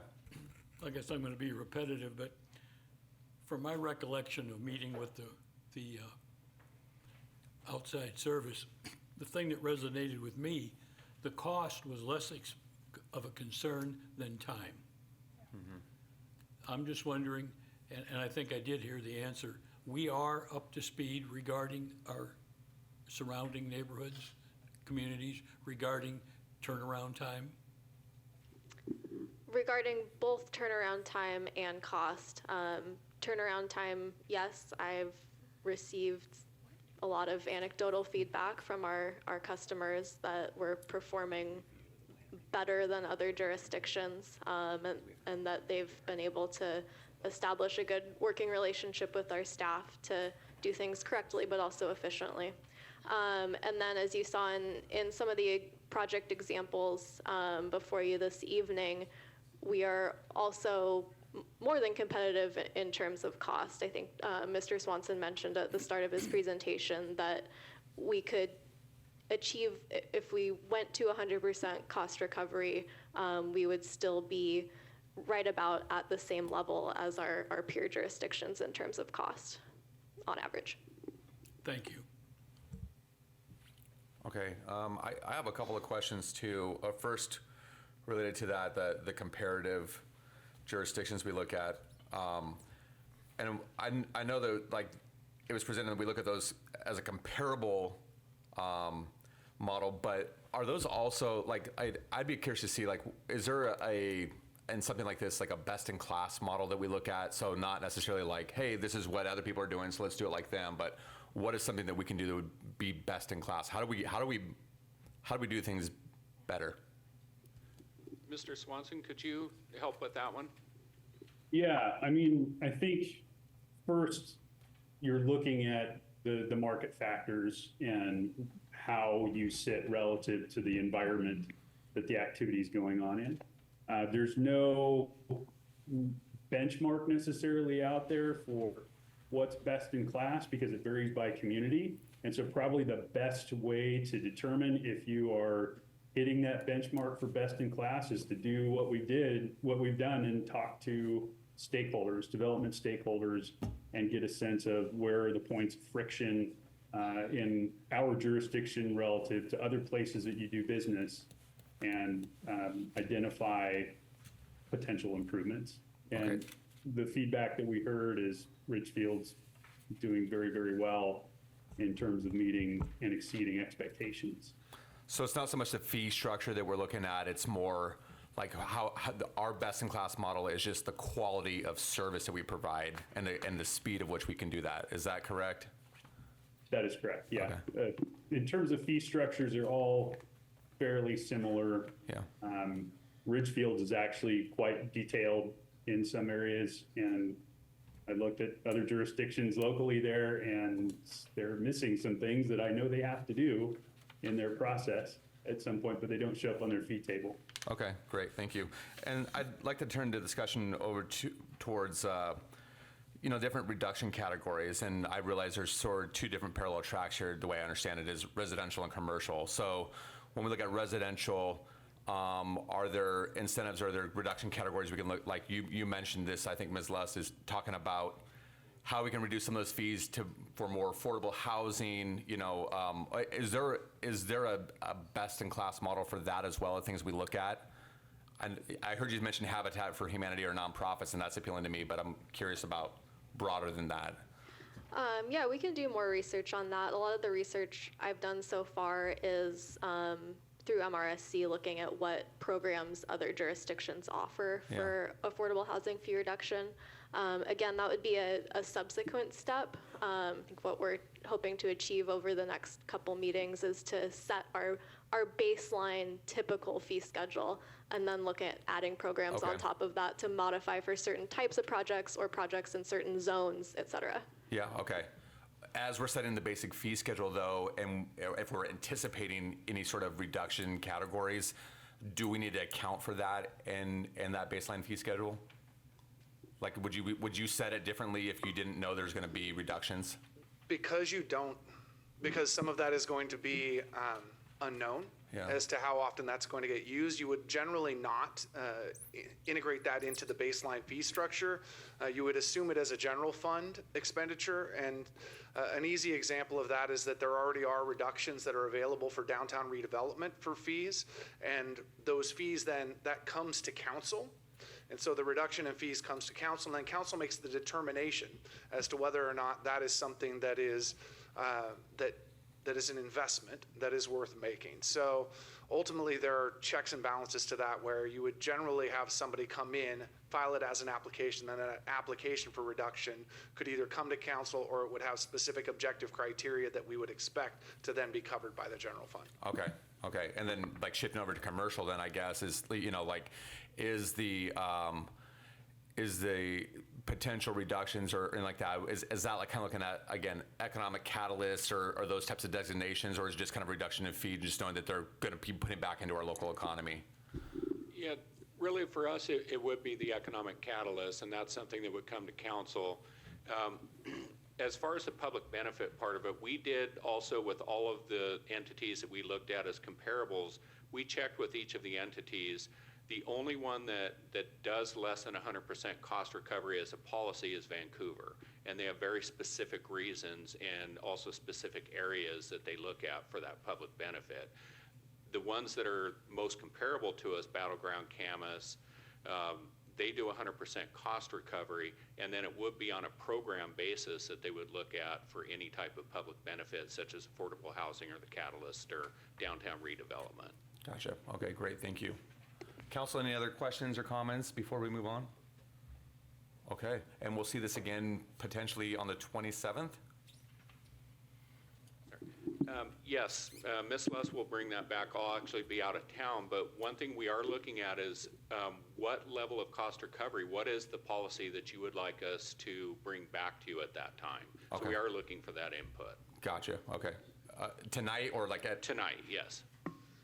And if it is premature, I know that there's been some conversation just in kind of through your conversations, it still seems like there are some questions associated with a proposed fee structure that's been brought to you versus the 100%, and how would that compare, or 90 or 80, how would that compare? So certainly that is information we can get to you prior to you making any sort of, sending us on our direction one way or the other. We are attempting to move forward with this in an expedited fashion because obviously it makes a difference from a budget standpoint. So we do want to keep this moving, but we also want to make sure that we are being respectful and responsive to what you are looking to achieve.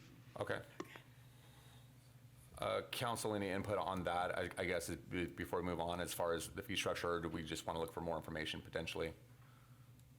More info required? We can talk about it, yeah. Okay, great. Okay, thank you very much. Thank you, Mr. Swanson, Ms. Luss, and Mr. Johnson. All right, we are going to move on in our agenda. We now can move into the business portion of our agenda.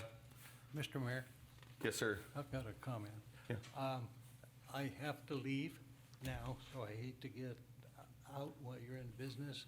And for everybody's benefit, I'll share what my wife's been in Hawaii for 8 days. She was coming home last night at 9 o'clock. Plane delay, so she was coming home at midnight. Plane delay, she was coming home at 2:02 in the morning. Plane delay, they're coming home tonight. They set them up in a hotel. The hotel had a fire alarm. They had to evacuate the hotel. Goodness gracious. So I hope you can excuse me to turn around and take care of my bride of 59 years. My goodness. Yeah, good. But I had a timeline of quarter after. Yeah. We're running along. Gotcha. All right. All right. We will excuse Mr. Wells for the rest of the evening. Thank you. Okay, we will move on to the second reading of ordinance number 1443, the Royal Ridge RMUO expansion. Ms. Luss, we'll go to you. Thank you, Mayor, and good evening again, council and members of the public. This business item before you is a second touch on a proposed zone change expansion of a mixed-use overlay on the Royal Ridge project. This came to council on, I believe, January 23rd for a initial discussion, Q&A, as well as a public hearing. So this evening, I'll just rehash the basics of the proposal and then turn it back over to council for any further questions and discussion. And then council will have the opportunity to take action on this item. All right, so the areas in the northeast quadrant of Pioneer and Royal, on the map before you, the dashed line is sort of the outer limits of what is known as the Royal Ridge project area. The red area is what is proposed before you this evening as an expansion of the Ridgefield mixed-use overlay across what is now just a commercial-based zone. Just to get another angle at the proposal, the image on the left is the current zoning map. The image on the right, the area outlined in black, is the area being proposed for an expansion of that RMUO, Ridgefield Mixed-Use Overlay, the pink diagonal stripes. As you can see, the base zoning in the area is currently commercial. It's zoned commercial community business, which just for comparison is the same commercial base zoning as the Rose Hours complex as well as the Pioneer Village development. The impact of adding the mixed-use overlay on this area would be that instead of permitted uses being 100% commercial, it would be roughly 50% commercial, 50% residential permitted on the area. And currently under our Ridgefield mixed-use overlay, the permitted range of density for residential development is between 8 and 28 units per acre. So essentially townhomes, duplex, triplex, and apartments. It's what you see Acero, as well as Legacy Trails. Those developed under the RMUO and maxed out its density potential at around 28 units per acre. All right, so the proposal before you, as we've discussed previously, is the zone change only. It is not to review any development. However, the applicant has presented a conceptual development plan that shows an example of how this area could build out at that 50% commercial, 50% residential under the density allowance in our mixed-use overlay code. So what's shown here in the south, closer to Pioneer Street, is commercial development. To the northwest, residential development. What's shown in this concept is, I believe, 92 units, which is at the upper end of that density allowance under the RMUO. And then the northeast portion of the site is environmentally sensitive areas. There's a wetland corridor running through there. Kind of has an existing somewhat primitive trail running through the northeast side. The concept plan does show a expanded trail network serving those residences in the area. So again, this is a concept plan. This has not been formally proposed. It is not, it would not be part of the action council takes tonight to approve any development plans. However, this is illustrative of a way that the site could build out if council were to approve the expansion of the mixed-use overlay. All right, mixed-use overlay expansion is a zone change. Zone changes are required by code to meet a set of approval criteria. The germane one here being that amendments to zoning maps must be consistent with the goals and policies of the Ridgefield Urban Area Comprehensive Plan. So this would be that it has to be consistent with the currently effective 2016 to 2035 comp plan. And the staff report in your packet, as well as the applicant's narrative, goes through a number of housing, land use, economic development, transportation policies, and outlines how this proposed change could meet those policies. The rest of the criteria are pretty administrative, but they're before you on that screen for your information. All right, I will go back to our maps here. Just I can flip back and forth as needed, but with that, I'll turn it back to you, Mayor, for further questions and discussion. Thank you. Thank you, Ms. Lust. Okay, council. Anybody have any questions or comments you want to start off with? We'll start with Councilor Burkle. Ms. Lust, just a question regarding apartments. Would they be multiple level, single or townhouses? Could, if they were multiple level apartments, could any of them be low income housing? Sure, so the height of any housing structures, be they townhomes or apartments, would be limited by the maximum height in the zone, which I believe gets you 3 stories. As for serving different income levels, in our current code, there are no provisions requiring that a certain number or proportion of units in this type of development would need to meet certain income requirements. Thank you. You said there is nothing in there. There is not. Okay. Councilor Favela, do you have any questions? Not at this time. I mean, I know it's not here on the map, but the gas station. Hoping that it's not in this plan moving forward. I know that's not what we're talking about, but not having it here, I don't think it's a good fit, but I do appreciate the mix of the residential. Yeah, no other comments. Okay, great. Councilor Davis. Yeah, thank you. Ms. Lust, would this overlay just in theory. I know that there's not like a actual concept plan that's officially coming before us. But would this allow for like a concept that had first floor commercial or retail and then second, third floor residential? Yes, it would. So maybe some flexibility with like a little bit of a walkable community, something kind of cool like that. It would allow for that to happen if that's what they wanted to do. Yeah, the mixed use overlay allows for mix of uses in multiple ways, one of which Yeah. could be vertically integrated, so residential over commercial.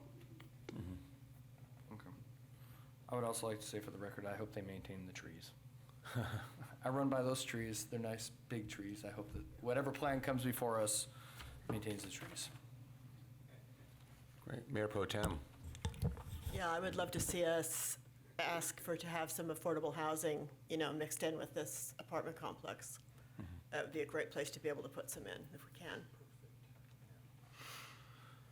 Gotcha. Okay, a few questions from me, unless you have any more. Are you? No, I'm okay. good, yeah. Okay, a few questions from me, kind of going also on the affordable housing component. Is there anything in this RMUO that shows that there would have to be an affordable housing component? Doesn't sound like there is, and so I'm just kind of curious about what kind of mitigating measures we might have available to us to maybe ensure that. Sure. So procedurally, this is coming to you as a zone change. The city does have an option, or council has an option known as a concomitant rezone, which is basically would be a zone change paired with a development agreement that could set basically conditions of approval around topics such as affordable housing or other design or programming components of a project. So even things like the other question I had too is looking at like that area specifically, knowing where I guess is it going to be Discovery Drive that goes all the way through there, or is that Pioneer Canyon Drive? Pioneer Canyon Drive, sorry, yeah. So looking at trail access, things like that, is that the kind of thing that we'd put in a concomitant agreement too? Correct. Okay. And as of right now, if we were to pass this as is, that stuff would not be, that would not be a requirement of the developer to put in there? The affordable housing component, no. Passing this as presented, they would have to meet our existing code requirements for the RMUO, Sure. which does not include any language about a certain number or proportion of affordable units in housing. Gotcha, okay. Is there an estimate to how many multifamily housing units this would provide, this development? Is that in their plan just yet? Yeah, the plan shown on the screen before you shows, I believe, 92 units. 92 units, okay. So, council, one of the things I did in looking at this over, and I think it might have been there's that Johnson economics report, which was actually very well done. It was really interesting to read if you read it. But in there, as we know that we have a 25%, 25% is a comprehensive plan's goal for new housing as multifamily housing in Ridgefield, and we're currently sitting at 12.7%. And so, on the surface, this kind of zone change really makes sense because it would give us, I guess, 92 extra units that would contribute to that over the 20 years. We're on the hook for 770 over the next 20 years. And that's like 150 units per year. That's a lot. So, I think any headway we can get there. But there's also the other side of that, multifamily housing does not equate to necessarily affordable housing. It's great to have as an option, but I would like to see a component of this that would be, that would reach that sub 80% AMI. I think that's something I'd be interested in. So the concomitant agreement, I guess that would mean that we'd have to take no action tonight and then allow you to come up with whatever that looks like and come back to us, or? Sure. Yeah. If that's the direction from council, as much direction to staff as possible as to components of what council would like to see in that agreement, we will take with that as staff and work with the applicant to come up with a proposal. Okay. Something that I guess everybody can agree to, like the applicant would agree to that, and to say, hey, we're going to do zone change, and I think Mayor Pro Tem just floated 25% of the units there would have to be affordable housing or something like that, but we would talk through that. Yeah, we can certainly start with a number Yeah. and analyze the impacts of that number and present some other options as Okay. well. So what I've heard from council so far, the housing component, I've heard trails, trees. Remind me if there's anything else. Trails oh, the silo. That is it? Would the silo be included in that? Because that's that old legacy silo is kind of there. In terms of preservation or Yeah, reuse of preservation materials, of it as a Historic preservation. historic preservation. we can include that in the list, yeah. Okay. Yeah. Council, is there anything else that Ms. Luz is missing that she hasn't named? No, but I had something separate. You'd say what? I said, not on that, but I do have a separate Okay. question about this. Oh, well, okay. We'll go to you. Related to that? Yes. Okay, we'll If- go to So you. you go. Okay, we'll get your question first. I was just wondering, would there be the potential of increasing the apartment buildings from 3 to 5 levels? We would need to look at that as a zone change, and as such, it would apply to the zone, not necessarily one site. I don't know if Mr. Stewart has anything to add to that. We'll need to do a little bit of research on that. When you make a zone change, you are then subject to the code and the standards within that zone, and I am not sure if a development agreement by contract can supersede that. It's something that we will have to talk with our city attorney about and then would bring it back to you. Thank you. My question is in this, if we propose that 25% of said housing apartments are going to be for low income, is this a place where we can also require that if it was even sold to a different developer or somebody else to manage these apartments, that those have to remain low income regardless of who owns it? Yes, we can look at that, and I have come across examples of cities and other jurisdictions implementing that where a condition is tied to the property deed or rental agreement, for example. Gotcha. Okay. Any other questions on that before I think Councilor Davis has something that shifts the discussion a little bit? Mike, we'll go to you, sir. Okay, thanks. And I apologize, I had it on my notes to ask when I had my turn earlier, and I did not. But reviewing the information for this, it looks like there was some concern on behalf of the Planning Commission that was addressed. My best interpretation of that was, potentially shrinking the size of the overlay, maybe shifting it one way or another. And basically the response was, yeah, doing that, it makes it so things don't, like the whole thing doesn't really pencil out well. Can you give a brief synopsis? Because I definitely want us to be able to have a clear understanding of what Planning Commission's concerns were, or their conversation, I should say. Absolutely. So 2 key points that Planning Commission brought up in their conversation before they ultimately did forward a recommendation of approval to City Council. One was the geometry of the mixed-use overlay. As you can see on the image on the right, the proposal is to expand it within that black outline, which would leave kind of a cutout without the overlay. Well, a few cutouts really, since you're bounded by streets there. So they had questions about that, whether it would make sense to apply the overlay to a more contiguous area. And the short of the answer there is that those cutouts are not owned by the same property owner, so they're not considering those as part of their conceptual development plan, nor has they, coordinated with those property owners over any possibility of going in together on this. The other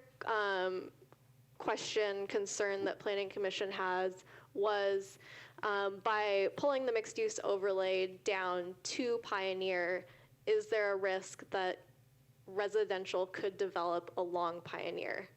Yes. It's allowed in the zone. So theoretically, residential could develop under Pioneer if the mixed-use overlay reaches Pioneer. As you've seen in the concept plan, that's not what is being proposed.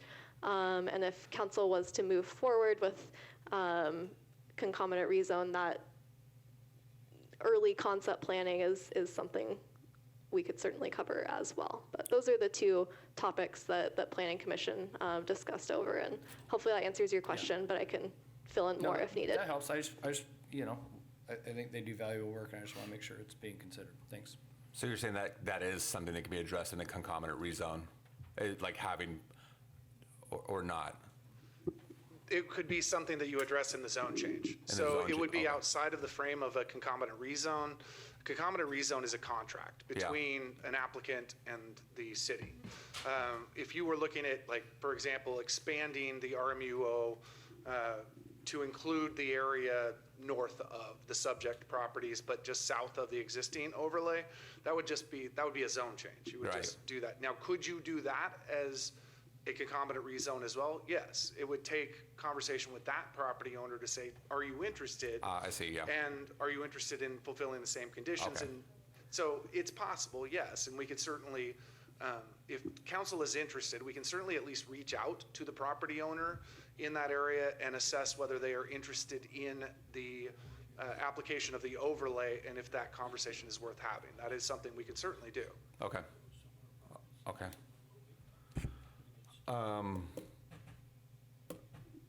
Council, I would make the recommendation that we take no action on this tonight, and then we look at the concomitant rezone option to make sure that we get everything covered, to make sure that this is, in light of other developments that we're hearing of and whatnot, I want to make sure we give this do the right thing here. So it'll take a little more time, but that's my recommendation. Obviously open to each one of you. No, I agree. Okay. Okay. If we do that, do you still have to read the ordinance into the record, Ms. Julie? Or do we just move on? I do not. We can move on. Okay. Okay, great. So council will take no action on this tonight. We'll come back to this once we have more information from staff to do that. And Mayor and Council, I think we have a good list of starting points for a conversation with the applicant. Is council interested in us at least reaching out to the property owner, the adjacent property owner to the north of it, to assess any interest in that rezone as well? Sure. Yes. Okay. Yeah. We will. Thank you. Okay, great.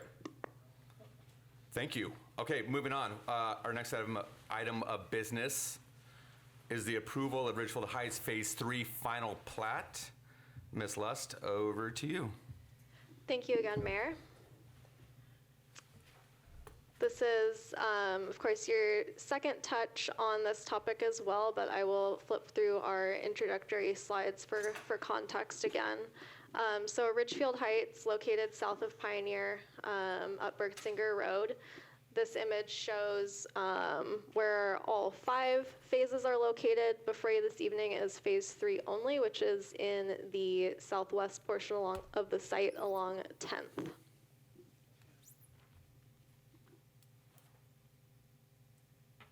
All right, this image shows the approved preliminary plat for Ridgefield Heights. It's 177 total lots. Phase 3 is pointed out there as well in that southwest portion of the site. Phases 1 and 2 are being constructed. Final plat obviously was approved for those. Those are to the east of Phase 3, and then future phases 4 and 5 are to the north of Phase 3. Phase 3 itself is 22 single-family detached residential lots. Phase 3 really is lots and streets only. As the previous slide showed, the overall project has open space and trails. Those were created through Phase 1 and 2, and future open space and trails will be part of the Phase 4 and 5 review as well. All right, so 22 single-family detached residential lots. Based on the preliminary project approval, which was in 2016 to 2017. This came before council on your previous meeting. There is a statutory requirement in Washington State that if a final plat has been found to meet the conditions of the approval of the preliminary plat. Council has 30 days to take action, and we are within that timeline. The project was deemed by staff to be complete and ready to take to council on January 23rd. So we're within 30 days of that. Next meeting will no longer be within 30 days of that. Mr. Stewart can clarify any of the legal aspects of that if council does have questions. I can take questions, and Mr. Green can take questions on the nature of the development itself. With that, I will hand it back to you, Mr. Mayor. Okay, council. We'll open it up for questions or comments. I think I'd ask of council on this one is just make sure we keep comments germane to phase 3 of the final plat. I know there's a whole slew of issues around this development, but what's before us tonight is the final plat. So any questions or comments before we move forward?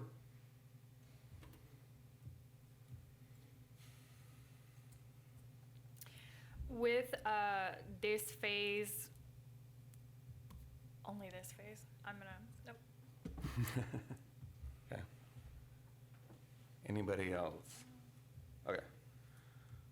Okay, I'd just like to say, we have spent quite a good deal of time over the last couple of weeks listening to residents on this, and I understand that there's a lot of frustration, and there's been some experiences that have not been great. That's something that we want to make sure we're keeping in mind and acknowledge that. I really do understand that. I do also understand that a final plat is a look forward and not a look back. So we look at how we can correct these in the future, and I can assure you that I think the council's interest in this and the care that you have all taken over this issue has been important to listen to those residents, and I think that we will see those changes. As Ms. Les pointed out, this is a final plat, and we do have a responsibility to approve it within 30 days, and so that doesn't necessarily mean that this council agrees with everything that's happened over the years and this development, but it does dictate that if the applicant has met all of the requirements, that we do approve it. So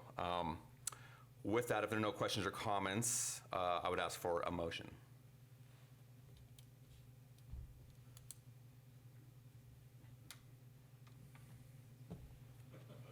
Nobody wants to be. All right. I move to approve the Ridgefield Heights Phase 3 final plat as presented. I'll second. Okay, it has been moved and seconded. Any discussion on the motion? Okay, barring no discussion, all those in favor? Aye. Aye. All opposed? The motion is unanimous, it carries. We'll go ahead and move forward. Okay, there is no public hearing tonight because we struck that one from the agenda, so we'll go ahead and move on to public comment again. It is now time for public comment. Anybody wishing to address the City Council regarding items not subject to a specific public hearing may come forward at this time to the podium and use the raise hand feature located on the toolbar at the bottom of your Zoom screen. For controls over the phone, press *9 to raise your hand and press *6 to mute or unmute. Please state your name and limit your comments to 3 minutes. Thank you, Mayor, Council, City staff. My name is Sandy Schill, City of Ridgefield. Going all the way back to the parking plan, I'm Chuck, good job, all that work. One of the things that I'm a downtown resident, my access in and out is through driving through downtown. Sometimes I take the back way out through the county, especially if I can remember what time school gets out, because that's a hot mess 2 times a day. When I was on call, it was an issue because it would make me late on call, but now it's not because I'm not on call. Hopefully nobody is on call that lives downtown. But when I drive downtown, I have now made it a habit to turn left or on Division and go down 3rd to get onto Pioneer. And when I come home, 80% of the time I turn on to 3rd and go down to Division to skip that core. And really it's the corner of Pioneer and Main.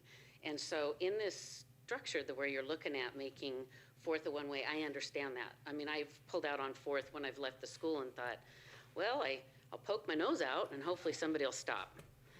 But I would say that a mirror, I mean, removing the parking spot or putting up a mirror would probably work, because if you go to the hospital, if you look at every single hallway, every intersection has a mirror because of stretchers, and everybody walks with their nose down in their phone, so we can see when we're gonna run into somebody on a corner. So, but my recommendation would be to, because I remember when Vancouver changed all their streets to, well, we're gonna all do these one way, and then they thought, well, that was silly, so then they changed them another way one way, and then, well, that didn't work out, so then they changed them another way, and it just didn't make sense, all the different ways they changed them until they came to the end result.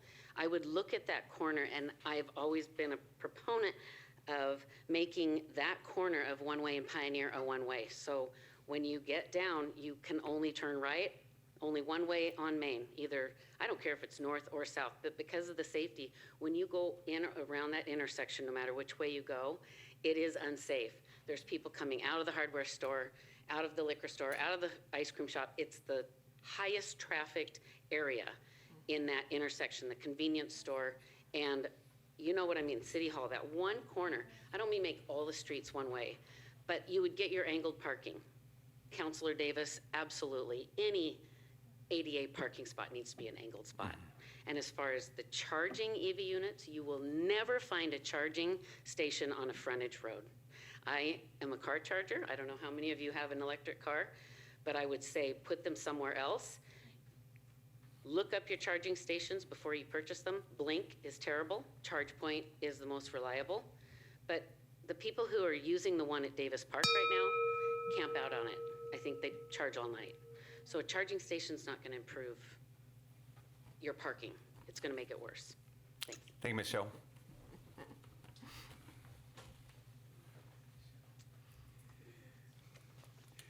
My name is Michael Jennings. Thank you for your carefully logical management of Ridgefield. I wish that management would be as carefully logical in Washington, D.C. Another subject.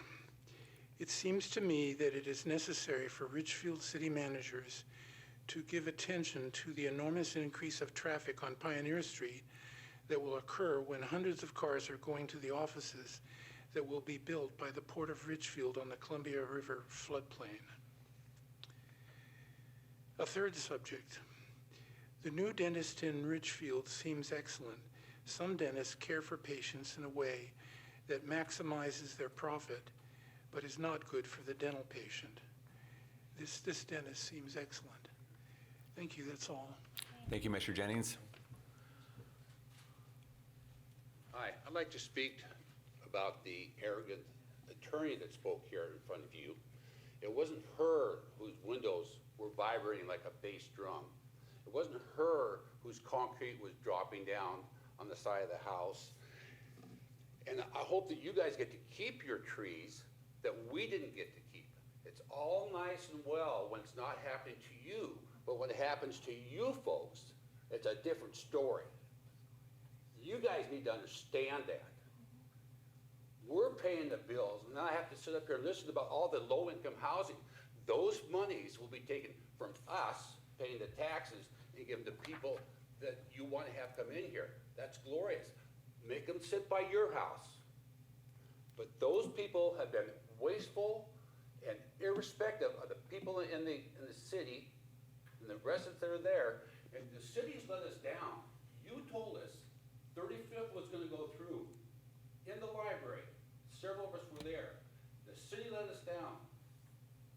And it's very bad for you guys to sit here and let that attorney get up here and say nothing can be done. Well, I suspect that if something changes during the construction process, that contract can be amended.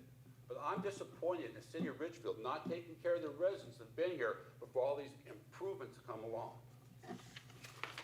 Thanks. Thank you. Is there anybody else wishing to give public comment tonight? Ms. Julie, anybody online? Not seeing anyone online. Okay, we will close public comment for the evening. he wants to say Oh, I'm sorry, one more, yes. Come on up.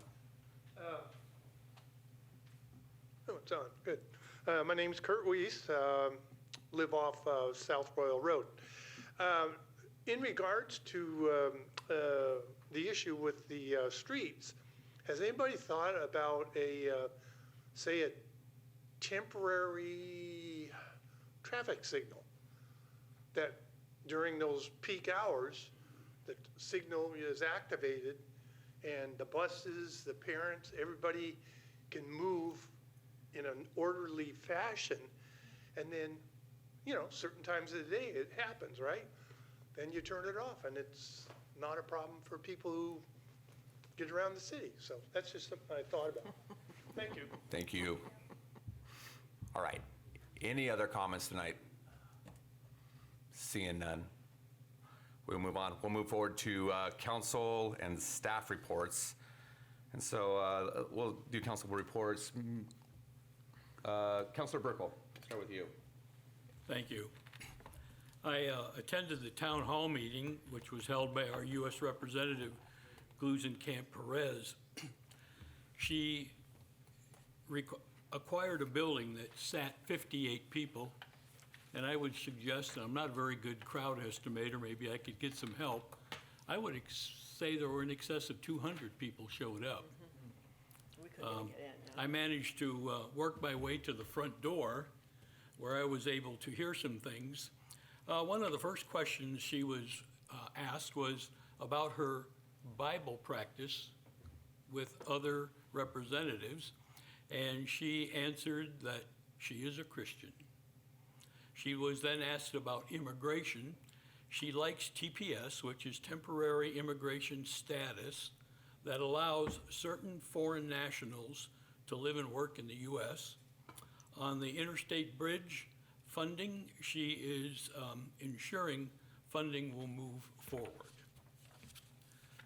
Other activities, I attended an executive session on 2/6. 2/7, the UPS ribbon cutting, which is a very, very welcome business to our community. On 2/8, I was involved with the Green Bag Food Program, which many of you may know about. We that day collected 8,400 pounds of food that is distributed between the School Resource Center and Neighbors Helping Neighbors. In addition, we received $600 in cash, which we will use to buy more food. 2/11, I worked at Neighbors Helping Neighbors. 2/12, city manager briefing. 2/12, port meeting. A couple of interesting things from the port meeting having to do with the Greeley building. They have three potentials: remodel, rebuild, or close. Interesting, the rebuild would potentially be, according to the port, a 3-story building. Closing is obviously easy to understand. The remodel, the cost has exceeded their estimates by about $1,600,000 or $700,000. And that is the end of my report. Thank you. I thought I had a busy couple of weeks. You were busy, sir. Good to hear. Okay. Councilor Favela. Yes. I attended the ECHO meeting. That is the Ending Community Homelessness Organization. They're finalizing their 2025 work plan.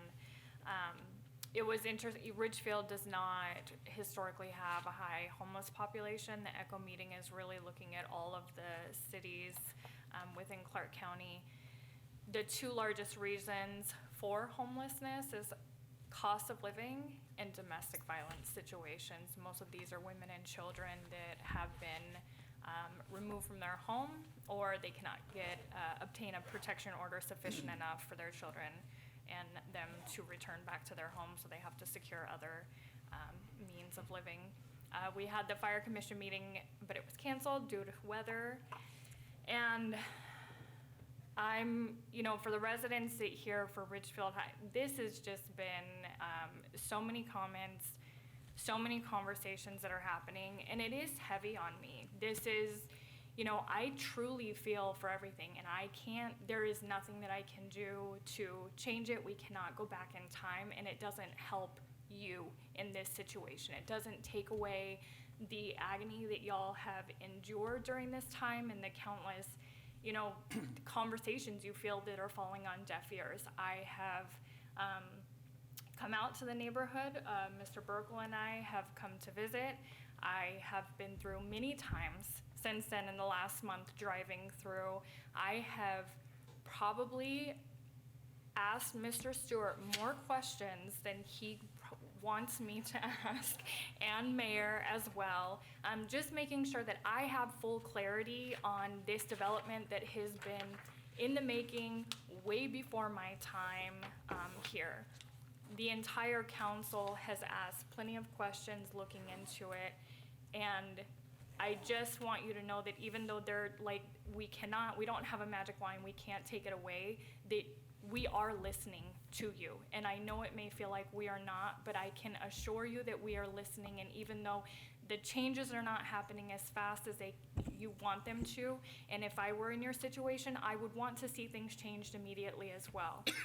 We do hear you, we are concerned, and we do take this very seriously. And that's all. Thank you, Councilor. Councilor Davis. All right. I mean, I would first echo the sentiments of Councilor Favela, in terms of, I guess I could still say I'm the new guy until next week. And so it's been getting caught up on, obviously, a very, just complex development. And so, I want to continue to find ways to move forward that considers all of our stakeholders. And so I definitely echo her sentiments on that. In terms of my activities, gosh, it was like, when was the last meeting? But I did participate in the Race for Warmth, which Clark Public Utilities puts on each year, who's a partner of ours. Again, I regret to inform you that I did not win. I think the person that beat me by about a half an hour. That's fine. I did get to do a tour with a city manager, and it was a really great opportunity to go through lots of different parts of the city and talk about different, successes, areas that we had some learning moments, and just kind of talk about stuff. So that was a really beneficial time spent. I did go to A1A, I guess it was a couple of weeks ago. One of their high-ups, assistant general manager, I believe, is his position, Jim Donaghy, retired. So it was nice to be able to go up to A1A and, I guess celebrate somebody that has been a good partner to the city of Ridgefield. And then last but certainly not least, I have been engaged with things related to CTRAN. I'm our representative on the CTRAN board. We had a board meeting last week. And so there's a lot going on with CTRAN these days as it relates to the Interstate 5 Bridge Replacement Project. So that has definitely kept me busy as well. Great. Thank you, Councilor. Mayor Pro Tem Chipman, I'll go to you now. Well, I have not done nearly as much as everyone else. I have done a few things, but the UPS store opening and a couple other meetings that I attended, I'm really kind of like trying to think of what I did. I don't have my calendar with me. I did have one very exciting thing that happened, which is that I'm a member of a group called 100 Women Who Care, and this group of women have nonprofits present on a quarterly basis, and they select a nonprofit, and every woman in the group writes a check for $100 to that nonprofit, and my nonprofit won. And so Neighbors Helping Neighbors will receive about $15,000 from this group of women, which is a very, very, very big deal for Neighbors Helping Neighbors, because we operate on about $30,000 a year. A little over $30,000 a year is all it takes us to operate that food bank. And we feed about 50 to 60, sometimes 1 week, 72 families a few weeks ago, 1 week. So it's a very, very big deal for us. So that was a truly wonderful thing that happened. And then tomorrow, we're heading up to Olympia. A lot of us are for a couple-day conference, meeting with our representatives in Olympia. So it's going to be a busy couple days up there. So that's it for me. Great. Okay. Thank you, Mayor Pro Tem. I guess it's over to me. I'll say it's been a very busy first few weeks as mayor. Enjoyable, exciting stuff happening. It's always an exciting when you take on a new role and you get to kind of explore all of the ins and outs of it. And certainly I've done that. And I just want to thank so many members of our community who have been showing some support and just kind of been encouraging. I've been trying to connect with residents and connect with other community groups and our partners and do a whole bunch of that stuff. And so it's been very early on, very fruitful for me to make those connections and just hear from people what makes their town complete, good, bad, or the ugly sometimes. So that's been great.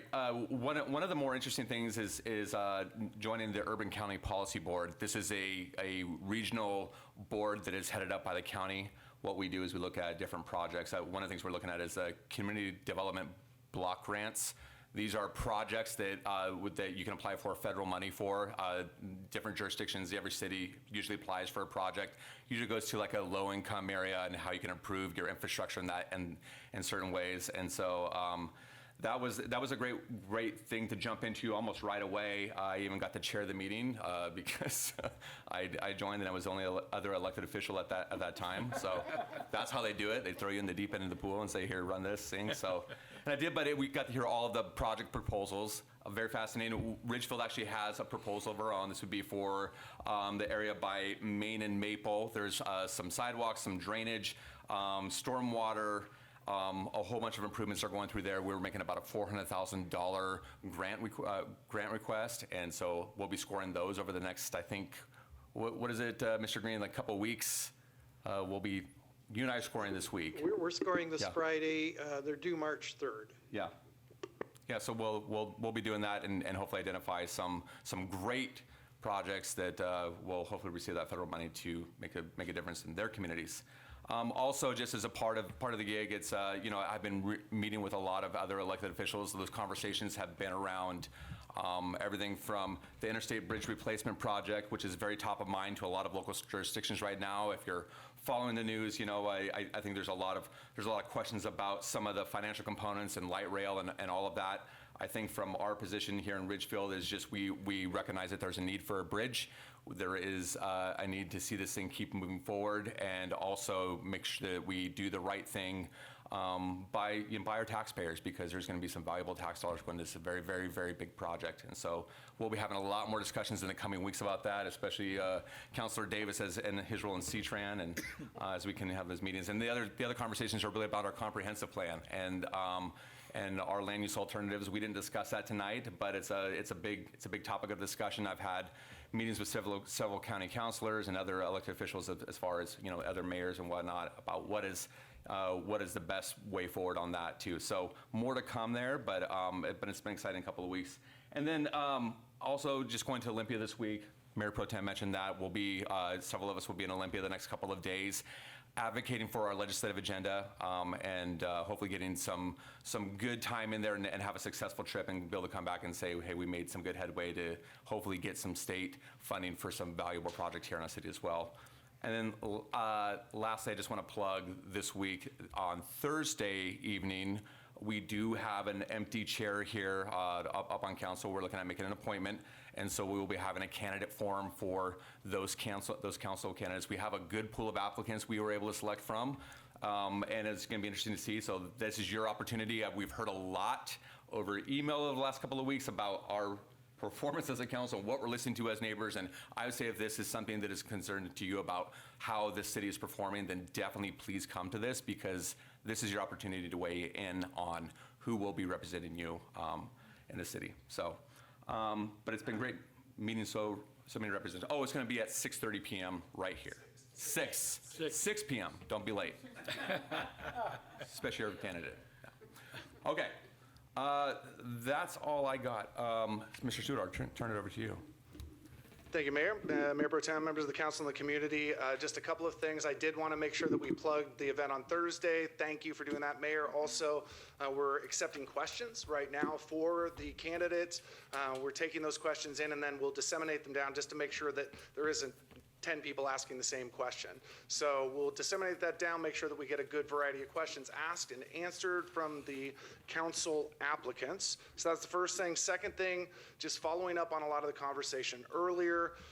Obviously, a lot of conversation and a lot of concern with regards to Ridgefield Heights. I know that our council has been incredibly interested in that, gone out there physically, asked a lot of questions. Our staff over the course of the years has spent thousands of hours on this project, a lot of communication, a lot of back and forth, a lot of lessons learned, a lot of struggles associated with it. Also, what has become clear to me is that it's a time to refresh that communication and the knowledge base in that, because there are a lot of new counselors, obviously, and there's confusion that exists when you have a project that has lasted this long, from 2007 when it was originally approved to 2017 when there was a development agreement and a whole new subdivision to now.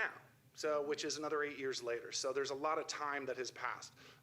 We have been gathering a lot of information to answer a lot of the questions that have come in most recently. We've also had a lot of individual communications with residents over the past years with answers to their specific questions. What we're going to do is we're going to get that FAQ and we're going to put that together and put it out there so that everybody has a clear understanding of what the information is, and so that there's more clarity around it. Doesn't mean there will be agreement, but at least there's clarity, so that we can all have our own opinions, but we don't all get our own facts. So we want to make sure that we have some information out there that we can have actual shared information that we can then move forward with. So we're going to make sure that we get that going. We've already started working on the FAQ. I talked with staff earlier today actually about getting that updated and upgraded and online. We have an FAQ literally from 2016 that's been on our website for about 7 or 8 years, that's sitting there on our website under development activities with specific detail that was done prior to the signing of the development agreement. So there's a lot in between then and now that we need to make sure we get out there.